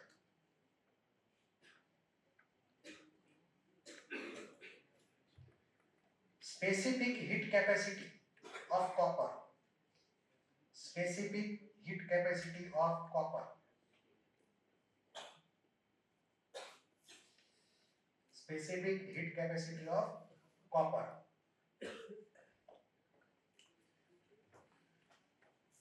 S equal to 10 plus 0.1 into T joule per gram. S equal to specific heat capacity or small s entropy નથી આ. S equal to 10 plus 0.1 into T joule પર ગ્રામ. હવે ધ્યાન આપજો, આ કોપરનો sphere હતો જેનું temperature હતું 600 કેલ્વિન. ચારે બાજુ એટમોસ્ફિયર, એનું ટેમ્પરેચર 300 કેલ્વિન. તો હીટ કોણ લૂઝ કરશે બોલો? કોપરનો બ્લોક હીટ લૂઝ કરે, ધીમે ધીમે એનું ટેમ્પરેચર ઘટે, ફિઝિકલ સ્ટેટ બદલાય ન બદલાય. ક્લિયર? તો આપણે ટેમ્પરેચર જેમ જેમ બદલાતું, હીટ એનર્જી જેમ ફ્લો થતું જશે એમ ટેમ્પરેચર ઘટતું જશે. તો ટેમ્પરેચર વેરિયેબલ છે, ફિઝિકલ સ્ટેટ બદલાવાનું છે નહીં. ફાઇનલ ટેમ્પરેચર કેટલું આવે? 300. ક્લિયર? તો આ કોપરનો બ્લોક જે છે જેનું માસ આપણે લીધું છે 100 ગ્રામ. ક્લિયર? ઈ જ્યારે 300 કેલ્વિને પહોંચી જાય તો એની એન્ટ્રોપીનો ચેન્જ ગણવાનો છે. તો એન્ટ્રોપીનો ચેન્જ જે છે એની આપણે જો ફોર્મ્યુલા લખીએ તો ઓરિજિનલ ફોર્મ્યુલા કઈ હતી? ds. પછી શું લખવાનું? mc ડેલ્ટા t અથવા ms ડેલ્ટા t. તો ms dt divide by t આ ઓરિજિનલ ફોર્મ્યુલા હતી. dq નું પ્રોપર ફોર્મ લેવાનું યાદ છે ને? dq ms dt લેવાનું. માસ આપેલું છે, સ્પેસિફિક હીટ આપેલી છે. હવે અહીંયા શું કરશું બોલો? આગળ નેક્સ્ટ ઇન્ટિગ્રેશન. એમાં ટેમ્પરેચર વેરિયેબલ છે તે બહાર નહીં આવી જાય કોન્સ્ટન્ટ તરીકે. તો અહીંયા કરીએ ઇન્ટિગ્રેશન. તો ઇન્ટિગ્રેટ કરીએ, કઈ લિમિટ એપ્લાય કરવાની ઇન્ટિગ્રેશનની? 600 થી 300 કે 300 થી 600? 600 થી 300. આન્સર નેગેટિવ માં આવશે કારણ કે એન્ટ્રોપી લૂઝ થશે, નેગેટિવ થશે એન્ટ્રોપીનો ચેન્જ. તો અહીંયા ઇન્ટિગ્રલ ds, અહીંયા લિમિટ ઓફ ટેમ્પરેચર 600 થી લઈને 300 સુધી, ms dt divide by t. પેલા ક્લિયર છે? અને ઇન્ટિગ્રલ ds શું થઈ જાય? ડેલ્ટા s, એન્ટ્રોપીનો ચેન્જ, સ્ટેટ ફંક્શન છે. તો આપણને અહીંયા સીધો રિલેશન મળશે એ પ્રમાણે delta s equal to integral 600 થી લઈને 300, એમાં m એટલે 100 માસ, s આપને આપેલું છે.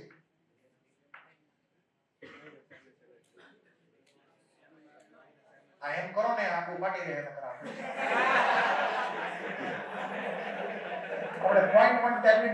0.1 ટેમ્પરેચર થી કાઢી નાખીએ, 0.1 t કાઢી નાખીએ.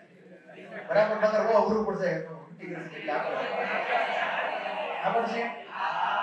મને ઇન્ટિગ્રેશન નથી આવડતું. ઓકે, તો સારું છે. તમને આવડતું કઈ ઇશ્યુ નથી, મને આવડતું નથી. બરાબર છે? એટલે આ જો રિમૂવ કરીને કે તો આપણે બધું કામ હેલું હેલું થઈ જાય. રિમૂવ ન કરો તો થોડું તમારે લાંબુ થશે મેથ્સ. અહીંયા c ની વેલ્યુ 100, 10 plus 0.1 t.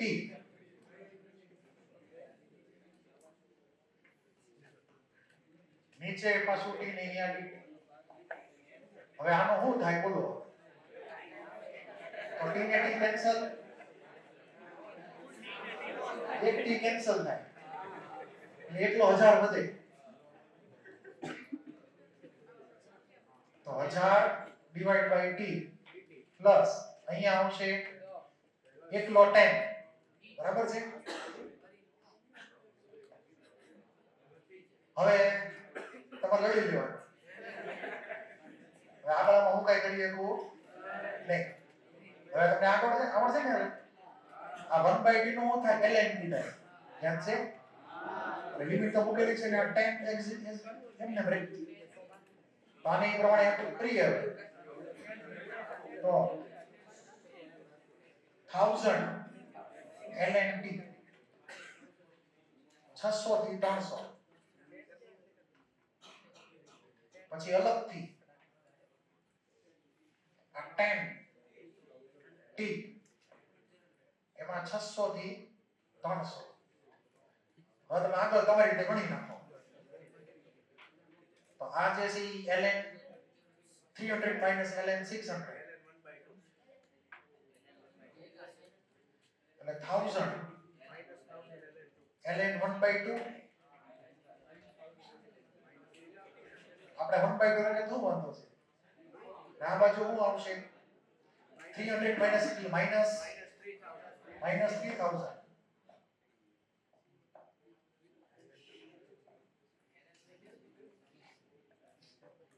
તો માઈનસ 3000 આવું એક એનું એક્સપ્રેશન થયું હવે તમને આવું આવડે કે ના આવડે બોલો આવી તમને વેલ્યુ આપી દો તો તમને આવડવું જોઈએ મેથ્સ થોડું ઘણું આવડે બસ બીજું કઈ નહીં આમાં બાકી ફોર્મ્યુલા તો મેં તમને કહી દીધી આમાં જે કઈ મારી ભૂલ હોય કહી દેજો આમાં તમારા જેટલું ઇન્ટિગ્રેશન ન આવડે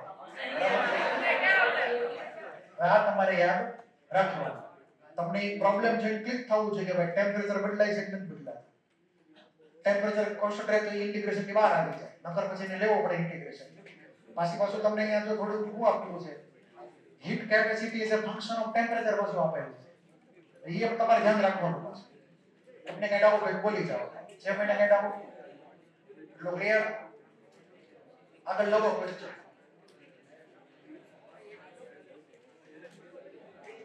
લગો નવો ક્વેશ્ચન છેલ્લો ક્વેશ્ચન પેલા એ તો લેક્ચર ઘણો લાંબો છે લખો આપણો જે બીજો ક્વેશ્ચન આવે next question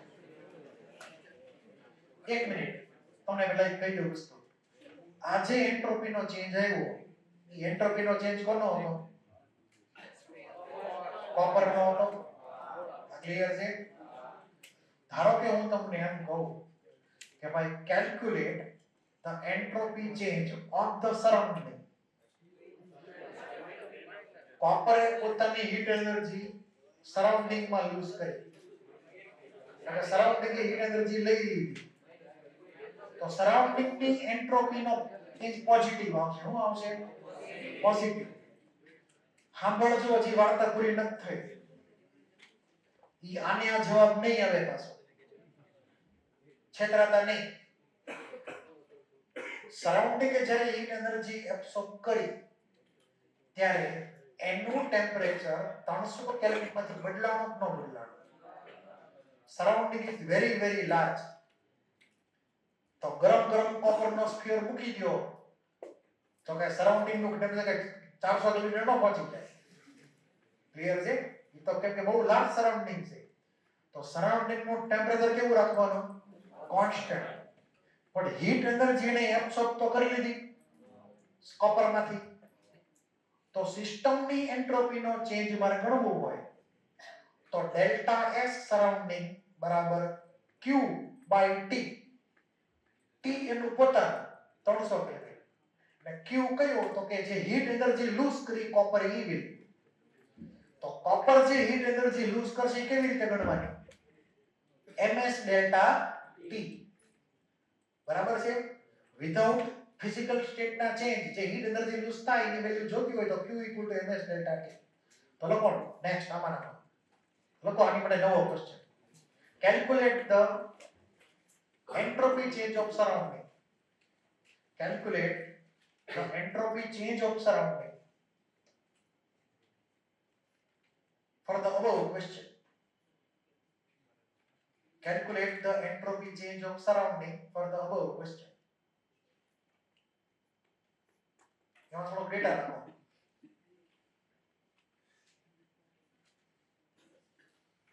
surrounding gains heat energy surrounding gains heat energy but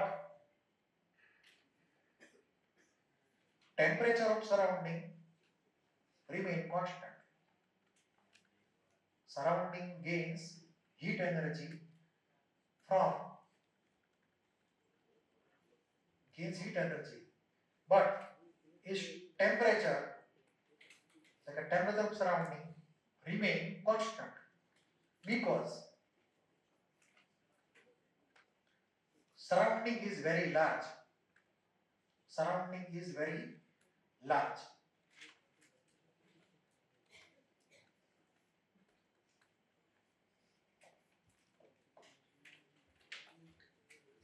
original formula ds equal to dq by t આનું કરવાનું ઇન્ટિગ્રેશન.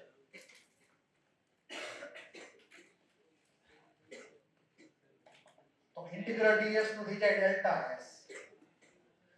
હવે મારે જો સરાઉન્ડિંગ નું ટેમ્પરેચર, સરાઉન્ડિંગ નો એન્ટ્રોપી ચેન્જ ફાઇન્ડ કરવું હોય તો આપણે અહીંયા સિમ્બોલ માં નીચે SURR સરાઉન્ડિંગ u એક નીચે સબસ્ક્રિપ્ટ માં એડ કરી યાદ રહે. સરાઉન્ડિંગ નો ટેમ્પરેચર કોન્સ્ટન્ટ પેર ઈ એઝ ઇટ ઇઝ એમને રહે. ટેમ્પરેચર કોન્સ્ટન્ટ નીચે આવશે T સરાઉન્ડિંગ અને બોલો ઉપર શું આવશે? એને જે હીટ એનર્જી એબ્સોર્બ કરી એની વેલ્યુ કઈ થાય? ms delta. ક્લિયર? પણ એમાં ડેલ્ટા t માં શું લખવાનું? ઊંધું કરવું એટલે માઈનસ લખવાનું. Minus ms delta t. શું કામ ને? કેમ કે ડેલ્ટા t પહેલા નેગેટિવ હતો કોપર માટે. તો નેગેટિવ હોય તો આગળ એક બીજી નેગેટિવ મૂકો તો ઓવરઓલ થઈ જાય પોઝિટિવ. સમજાણું? તો આ એનો જવાબ થઈ ગયો. હવે કેલ્ક્યુલેશન કરીએ તો ડેલ્ટા s સરાઉન્ડિંગ માસ 100 ગ્રામ, સ્પેસિફિક હીટ કેટલી હતી? તો આમાં પાછું નડશે એના.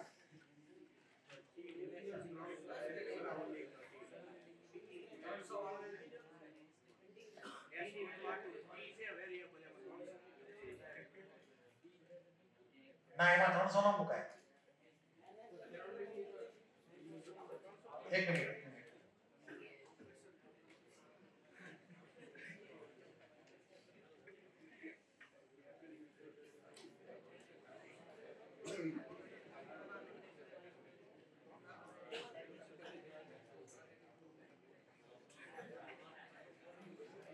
ધ્યાન આપજો. dq integral dq integral ms dt. Heat energy જે લોસ્ટ થઈ એની વેલ્યુ તો m માસ એનું એસ ઇટ ઇઝ રહેવા દઈએ. s ની વેલ્યુ મૂકી દેવાની. તો હવે અહીંયા માસ આ કેટલું હતું? 10 પ્લસ 0.1 t અને આ dt હતું. ક્લિયર? નીચે t નહીં લખવાનું. અને કોપર બ્લોક નું ટેમ્પરેચર 600 થી કેટલું થઈ ગયું? 300. તો અહીંયા 600 થી 300 ની લિમિટ બાંધો. હવે તમે ફાઇન્ડ કરી લો કેટલી હીટ એનર્જી લોસ્ટ થઈ. બરાબર છે? કેમ કે હીટ કેપેસિટી અહીંયા ફંક્શન ઓફ ટેમ્પરેચર છે. ઇન્ડિપેન્ડન્ટ ઓફ ટેમ્પરેચર હોત ને તો સીધી formula Q = ms delta t લખીએ છીએ આપણે. આ ક્લિયર છે? મેં તમને અગાઉ દાખલો કરાવ્યો હતો. પણ અહીંયા ઇન્ટિગ્રેબલ છે એટલે ડાયરેક્ટ આવી રીતે કરવું છે. તો અહીંયા ઇન્ટિગ્રલમાં અહીંયા 600, અહીંયા 300, આ 1000 થઈ ગયા અને આ થઈ ગયા 100 નહીં 10. 10 પછી t. આની જે વેલ્યુ તમે ગણો ઈ વેલ્યુ તમારે સમજી લેવાની. Heat lost by copper. એ હું ગણતો નથી હવે. એ તમે આખી મેથેમેટિકલ ટર્મ બાકી ગણી નાખજો તમારી રીતે. ક્લિયર? જવાબ નેગેટિવ માં આવશે. પણ આપણે નામ પાડશું હીટ લોસ્ટ બાય કોપર. એટલી જ હીટ કોણ એબ્સોર્બ કરે હવે? સરાઉન્ડિંગ. તો અહીંયા આ જે ફોર્મ હતું ઈ ફોર્મ અને અહીંયા એને અલગથી ઇન્ડિકેટ કરી નાખું છું ફોર્મ્યુલા માઈનસ Q સિસ્ટમ. સિસ્ટમે જે હીટ લૂઝ કરી એ સરાઉન્ડિંગે લઈ લીધી. તો સિસ્ટમની વેલ્યુ માઈનસ હોય Q ની તો આગળ બીજો એક માઈનસ ઓવરઓલ પ્લસ થઈ જાય. એટલે સરાઉન્ડિંગ નું એન્ટ્રોપી વધશે. તો આને આપણે Q સિસ્ટમ કહીએ. હું કહી દઈએ Q સિસ્ટમ જે નેગેટિવ માં તમને મળશે ઇનડાયરેક્ટ. આની વેલ્યુ નેગેટિવ આવશે. બરાબર? એને હું માઈનસ તરીકે લખું. ધારો કે માઈનસ x કિલો જૂલ અથવા જૂલ. તો અહીંયા પ્લસ થઈ જાય. ઓકે? શું આન્સર આવ્યો? 145 165 કિલોજૂલ કે જૂલ? જૂલ. હાલો આનો આન્સર આવી ગયો ઇન્ટિગ્રેશન નો. આનો આન્સર કેટલો થયો?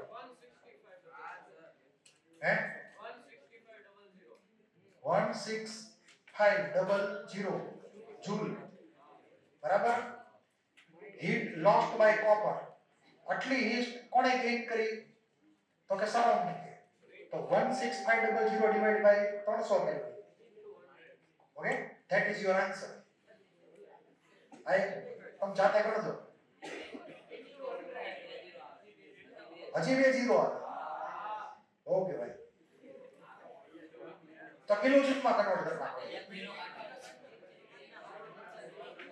આને કિલોજૂલમાં એક ઝીરો કાઢી નાખીએ તો કિલોજૂલ. હવે આ જે હીટ લૂઝ થઈ 1650 કિલોજૂલ કોપર બ્લોક દ્વારા સરાઉન્ડિંગ ને, ઈ એઝ ઇટ ઇઝ વેલ્યુ અહીંયા મૂકી દેવાની. અહીંયા આન્સર માઈનસ માં આવશે પહેલા, તો ઈ માઈનસ માઈનસ અહીંયા પ્લસ થઈ જાય. બરાબર. તો અહીંયા જે જવાબ આવશે 1650 ડિવાઇડ બાય 300, તો આપણને કિલોજૂલ પર કેલ્વિન માં મળે જે કઈ જવાબ આવે.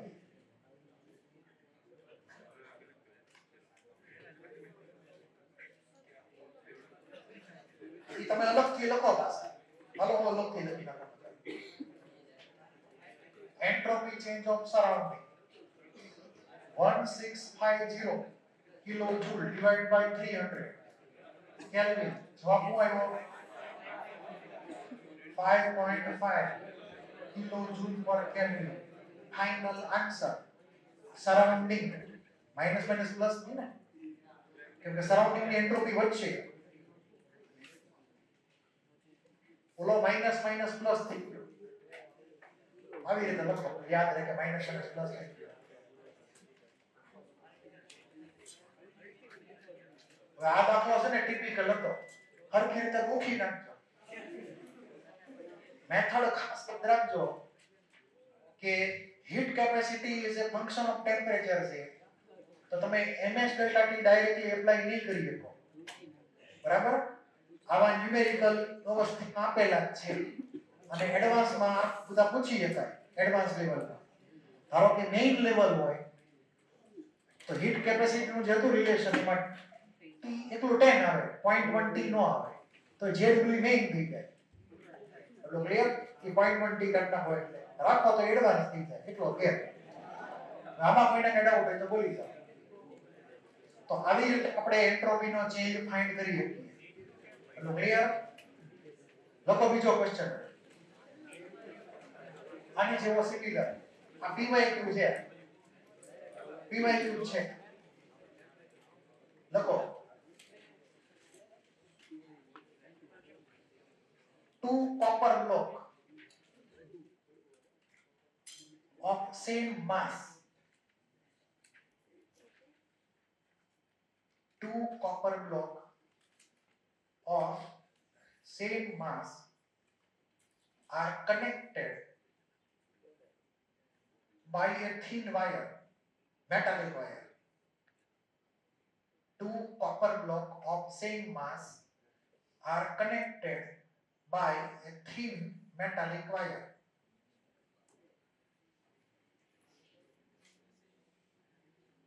Initially, one Cu block અથવા Cu sphere, one copper એટલે Cu, one Cu sphere, copper block. Initially, one copper block has temperature T1 and other copper block has temperature T2.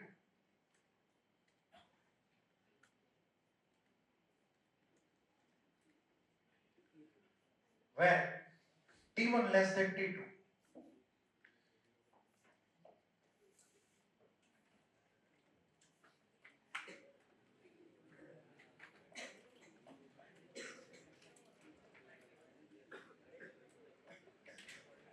Both copper blocks and metallic wire are insulated from the surrounding. Both copper block and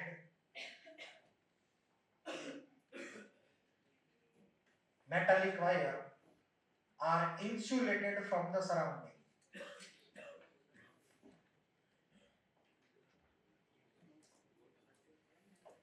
Calculate the entropy change of the system. Calculate the entropy change of the system.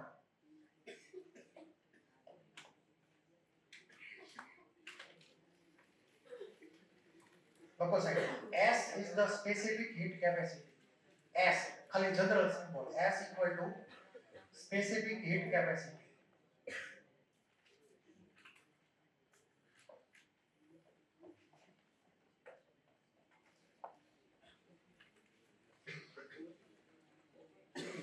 આ physics નો numerical છે, આવડવો જોઈએ.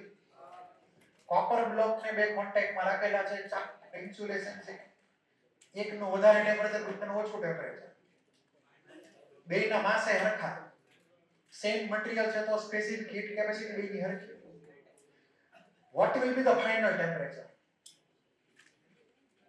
What will be the final temperature?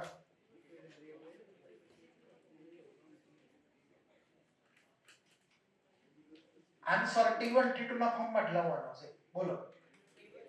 T1 + T2 / 2. કે આવું ખબર છે તમને? કેમ કે આ સિસ્ટમ આખી આઇસોલેટેડ છે સરાઉન્ડિંગમાં. T2 ટેમ્પરેચર હાયર છે. તો જો T2 ટેમ્પરેચર હાયર હોય તો હીટનો ફ્લો ક્યાંથી ક્યાં થાય? T2 માંથી T1 માં ક્યાં સુધી થાય? જ્યાં સુધી બેયના ટેમ્પરેચર ઇક્વલાઇઝ થાય નહીં ત્યાં સુધી. એટલે heat lost by second copper block, it will equal to heat gain by first copper block. બેયનું એક ફાઇનલ ટેમ્પરેચર આવશે. તમે બે બાજુની હીટને ઇક્વેટ કરો તો તમને ફાઇનલ ટેમ્પરેચરની વેલ્યુ મળી જાય. એવું તમે ફિઝિક્સમાં ભણી ગયા હશો. ક્લિયર? તો અહીંયા Q gain equal to Q lost.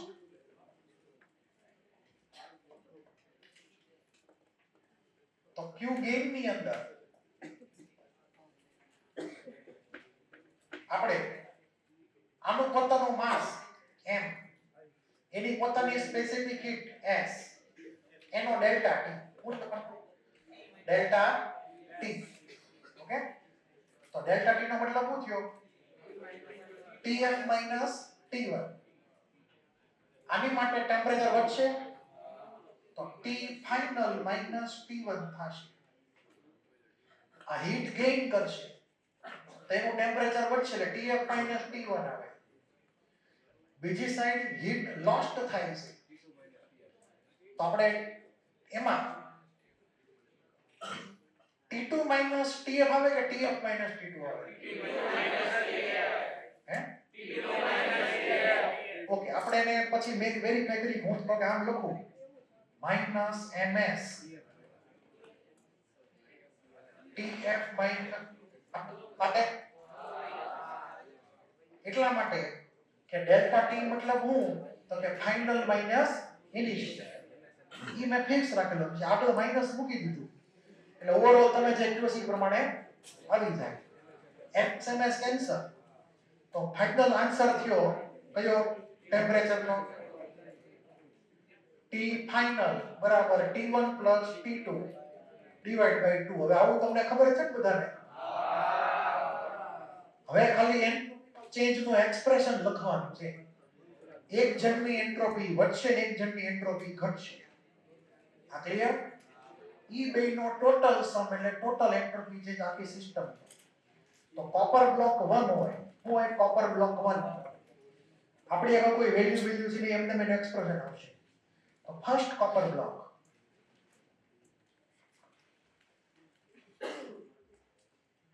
now entropy નો ચેન્જ ડેલ્ટા S 1.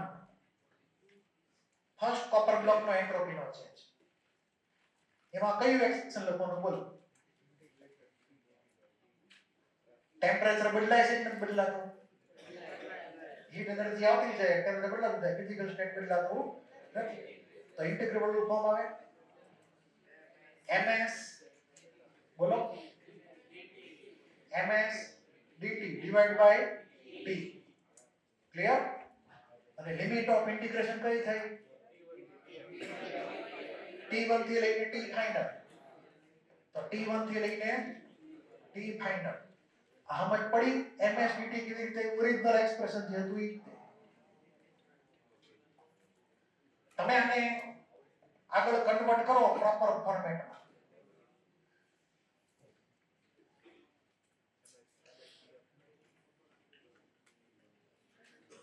પછી તમે tf ની વેલ્યુ પણ મૂકીએ કોઈ ઈચ્છા થાય, t1 t2 t ની ફોર્મ્યુલા મૂકીએ કાય.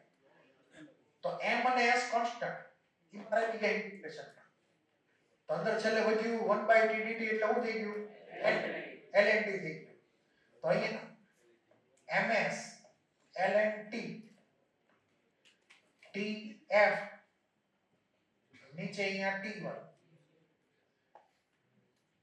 થોડુંક એને આમ એક્સપાન્ડ કરીએ તો શું થશે? ms ln tf minus ms ln t1. આવું જ કામ થાય ને? આપણે અત્યારે tf ની વેલ્યુ મૂકવાની છે એને t1 t2 વાળી એમને રહેવા દઈએ તો કામ ચાલો, પછી જોયું જાય. આ કોપર બ્લોક 1 ની થઈ ગઈ value entropy change. Similarly copper block 2 લખીએ તેમાં અહીંયા શું લખવાનું આવે નીચે? હે t t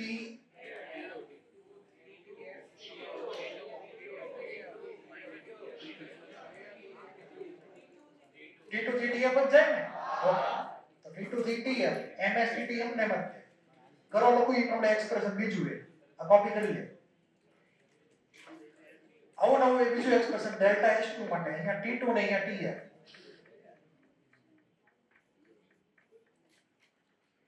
અને પછી બેયને એડ કરો પાછા. બરાબર? બેયને એડ કરીને પછી તમે એનું ફાઇનલ ફોર્મેટ જે થાતું હોય ઈ તમે લાવી શકો બોલતા મુજબ. આ pyq છે જેડબલ્યુ. તો આનું બીજું ફોર્મેટ અલગથી લખું છું.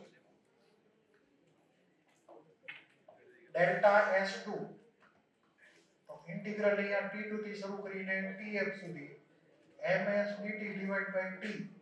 તો ફાઇનલ જે મને મળશે ms ln tf minus ms ln t2. હવે ટોટલ એન્ટ્રોપી ચેન્જ સિસ્ટમનો તો delta s1 plus delta s2. તો આપણી આગળ જે રિલેશન થયો એમાં ms ms બે વાર આવ્યું.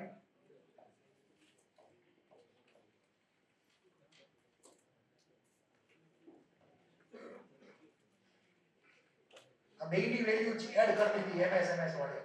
બરાબર? તો 2ms ln tf minus ms બ્રેકેટમાં ln t1 plus ln t2. જો તો બરાબર છે? અહીંયા માઈનસ આગળ કોમન લઈ લો. ln t1 ln t2. આમાં હવે આમાં ખબર છે શું કરવાનું છે? ln t1 into t2 થાય અને આ બગડો ઉપર વયો જાય tf² તરીકે. તો ms બેમાંથી કોમન નીકળે. તો આમાં તમે હજી આગળ જાઓ તો એન્ટ્રોપી ચેન્જ સિસ્ટમનો આ બગડો જે છે tf નો સ્ક્વેર તરીકે વયો. તો ms એમને રહી ગયું. ms આગળ આખું આવી ગયું. તો ms ln tf નો સ્ક્વેર અને આ બેને કરો મલ્ટીપ્લાય તો ln t1 t2 થઈ જાય. તો minus ms ln t1 t2. હવે બોલો નેક્સ્ટ તમને ક્લિક થવું જોઈએ શું કરવાનું? ms હજી પાછું કોમન. તો ms ln tf² divide by t1 plus t2. હવે છેલ્લે શું કરવાનું બોલો? t1 plus t2 divide by 2. tf ની વેલ્યુ મૂકી દેવાની છેલ્લે. તો ms ln t1 plus t2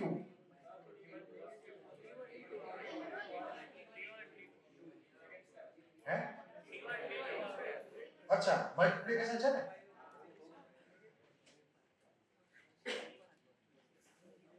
T1 into T2 આ T1 plus T2 એનો whole square divide by 4 T1 T2 final answer.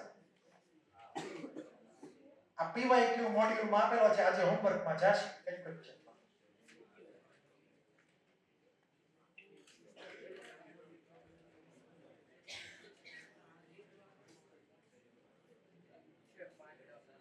આમાં કોઈને કઈ વાત કઈ ડાઉટ રહી ગયો બોલી દો.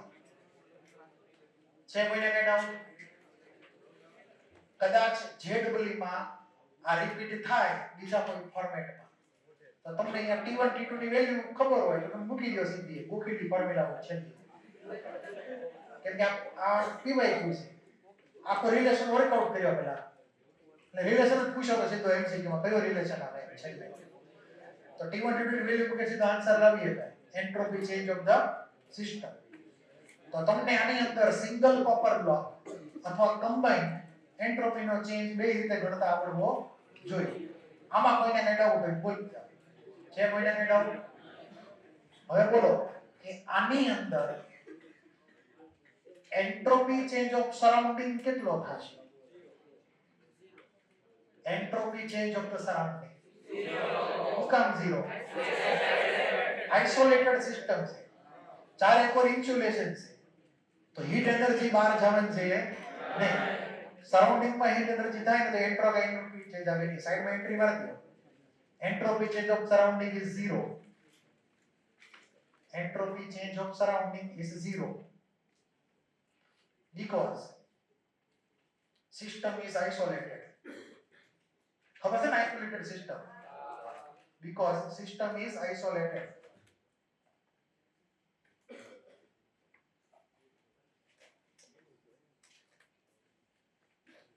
આમાં કોઈને કઈ ડાઉટ છે? કોઈને આમાં ડાઉટ કઈ?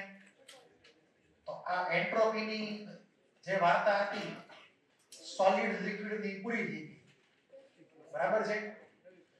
મેં તમને જે શીખવાડ્યું એમાં સોલિડ અને લિક્વિડ ના મેલ્ટિંગ ને વેપર જે લાગુ પડતું હોય એનો એન્ટ્રોપી નો ચેન્જ, એટલે કે entropy change of fusion, entropy change of vaporization, બરાબર? પછી વચ્ચેના કોઈ સ્ટેજ ની એન્ટ્રોપી જોતી હોય તો મેં તમને એની ફોર્મ્યુલા કીધી હતી, બરાબર? msdt/T વાળી. પછી આવી રીતે પણ ક્વેશ્ચન પૂછ કે બાકી રહ્યું આઈડિયલ ગેસ, જેની વાર્તા બિલકુલ અલગ છે. એટલે આપણે સોલિડ અને લિક્વિડ ના કેસમાં એન્ટ્રોપીની વાર્તા કરી ધી એન્ડ કરીએ છીએ. મતલબ આ ટોપિક એટલો પૂરો થઈ જાય કહેવાનો મતલબ. હવે આઈડિયલ ગેસમાં બધું ધીમે ધીમે અલગ થતું રહે કેસ બાય કેસ પ્રમાણે. ક્લિયર? એટલે આઈડિયલ ગેસમાં આ બધું પાછું અલગ નહીં આવે કેમ કે એમાં સોલિડ લિક્વિડ વાળે છે.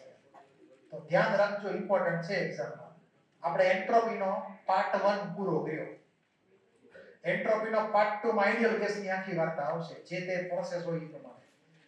હવે થોડી બેઝિક ઇન્ફોર્મેશન ફર્સ્ટ લો આપણે શરૂ કરવાનો છે નેક્સ્ટ લેક્ચરથી. એની થોડી વાત કરી લઈએ ઉપર ચલી.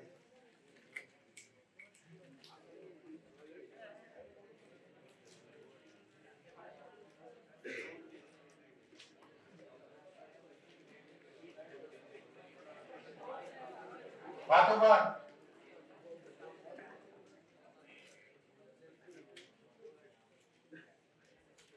હવે તમને ખબર જ છે કે ત્રણ ટાઈપની સિસ્ટમ, બરાબર? Close, open system, close system ને ક્લોઝ સિસ્ટમમાં ઓપન સિસ્ટમમાં માસ અને એનર્જીનો ટ્રાન્સફર થઈ શકે. એનર્જી ઓર વર્ક, ધ્યાન રાખજો. ક્લોઝ સિસ્ટમમાં માસ ટ્રાન્સફર થઈએ કે નહીં, સિસ્ટમ ને સરાઉન્ડિંગ વચ્ચે માત્ર એનર્જીનો એક્સચેન્જ કરી શકાય, either in the form of work or in the form of heat energy. Isolated સિસ્ટમમાં neither માસ નોર એનર્જીનો ટ્રાન્સફર શક્ય છે. એટલે કે હીટ એનર્જી એ ટ્રાન્સફર ન કરી શકાય અને મિકેનિકલ વર્ક એ ટ્રાન્સફર ન કરી શકાય. એટલું ક્લિયર છે? મતલબ સિલિન્ડરનો પિસ્ટન રિજિડ હોય, શું હોય? રિજિડ, એની જગ્યાએથી હલે જ નહીં. એટલે મિકેનિકલ વર્ક પૂરું. અને ચારે કોરની બાઉન્ડ્રી કેવી હોય? ઇન્સ્યુલેટેડ એટલે હીટ એબ્સોર્બ કરી શકે ની એટલે એડિયાબેટિક વોલ જેને કહે. તો આઇસોલેટેડ સિસ્ટમમાં એનર્જીનો એક્સચેન્જ જેમાં વર્ક પણ આવી ગયું અને હીટ એનર્જી પણ આવી ગઈ, બેમાંથી એકેનો એક્સચેન્જ સરાઉન્ડિંગ કરે થાય નહીં કોઈ રીતે. પછી ઈ પ્રમાણે અલગ અલગ બાઉન્ડ્રીઝ છે. આવા નામ તમારે ફિઝિક્સમાં કદાચ આવી જ ગયા હશે, બરાબર? રિજિડ વોલ મતલબ શું? તો કે ઈ તો રિજિડ વોલ જ હોય ને, સિલિન્ડર રિજિડ જ હોય, એનો ફિક્સ શેપ ને એનો ફિક્સ પોઝિશન હોય. રિજિડ વોલ નો બીજો મતલબ ઈ કરે છે ક્યારેક કે ભાઈ પિસ્ટન ને લોક લાગી ગયું છે, ભાઈ પિસ્ટન જગ્યાએથી હલે એમ નથી, તો ઈ આઇસોકરિક પ્રોસેસ આપે. શું આપે? આઇસોકરિક રિજિડ વોલ હોય જનરલ કેસમાં. પણ એમાં તમારે ચેક કરવાનો કે એને પિસ્ટન વિશે કઈ માહિતી આપી છે. નો આપી હોય તો તમે રિજિડ વોલ તરીકે ગણીને એને આઇસોકરિક પ્રોસેસમાં ગણીએ. હવે જો ટાઇપ્સ ઓફ વોલ ને હારે types of system. Open system ને આપણે નામ કહીએ છીએ એને પરમિએબલ વોલ હોય. કેવી હોય? પરમિએબલ મતલબ એમાં ટ્રાન્સફર બધી થઈ શકે માસ અને એનર્જીની. પરમિએબલ કહેશું આપણે. ઇમ્પરમિએબલ હોય તો માસ નો ટ્રાન્સફર ન થાય. યાદ રાખજો. તો આ પરમિએબલ મતલબ માસ ટ્રાન્સફર, ઇમ્પર માસ ટ્રાન્સફર થાય નહીં. એટલું ક્લિયર? ઈ તમારે યાદ રાખવાનું. તો અહીંયા પરમિએબિલિટી વિથ રિસ્પેક્ટ ટુ માસ છે, with respect to heat energy નથી. કહેવાનો મતલબ એમ. ડાયોથર્મિક વોલ કીધી હોય તો પણ ટેમ્પરેચર આમથી આમ બહાર વધી ઘટી શકે એટલે હીટ એનર્જીનો ફ્લો થઈ શકે. એટલે જો અહીંયા લખેલું છે ડાયોથર્મિક વોલ કીધી હોય તો એક્સચેન્જ ઓફ મેટર એલાઉ નથી, એટલે માસ નો ટ્રાન્સફર એલાઉ નથી, પરંતુ એક્સચેન્જ ઓફ એનર્જી એટલે કે હીટ એનર્જી અથવા વર્ક એ એક્સચેન્જ કરી શકાય ડાયાથર્મિક વોલની અંદર. ડાયાથર્મિક હારે હારે પછી ઇમ્પરમિએબલ સેમ વસ્તુ થઈ. ઇમ્પરમિએબલ માસ ટ્રાન્સફર ન થાય, હીટ એનર્જી કે વર્ક નો ટ્રાન્સફર થઈ શકે. એ ડાયાબેટિક વોલ. એડિયાબેટિક પ્રોસેસમાં ધ્યાન રાખજો આવો વર્ડ આવે ક્યારેક, એ ડાયાબેટિક વોલ. એમાં માસ નો ટ્રાન્સફર ન થાય, હીટ એનર્જી નો ટ્રાન્સફર ન થાય, પણ મિકેનિકલ વર્ક પાછું હોય પાછું. તો એડિયાબેટિક પ્રોસેસ જે હતી એની અંદર એની જે વોલ હતી ચારે કોરથી ઇન્સ્યુલેટેડ હતી, હીટ એનર્જી બહારથી અંદર નહીં થઈ શકે, પણ પિસ્ટન થ્રુ થઈ શકે તો મિકેનિકલ વર્ક થઈ શકે. એટલે અહીંયા હું કન્ડિશન મૂકી શકો તમે કે એક્સચેન્જ ઓફ એનર્જીમાં હીટ એનર્જીની એક્સચેન્જ નથી, પણ મિકેનિકલ એનર્જીનો એક્સચેન્જ થઈ શકે સરાઉન્ડિંગ કરે. નો ક્યુ બટ ડબલ્યુ એલાઉડ. બરાબર છે? વર્ક થઈ શકે પણ હીટ એનર્જીનો એક્સચેન્જ કરવાનું છે નહીં.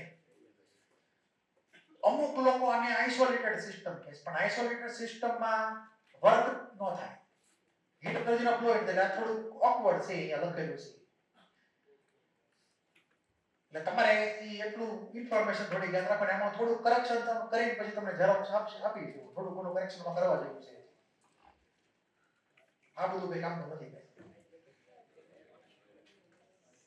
આ બહુ ઇમ્પોર્ટન્ટ છે. એક્સટેન્સિવ પ્રોપર્ટીઝ ને ઇન્ટેન્સિવ પ્રોપર્ટી સાંભળેલું છે નામ?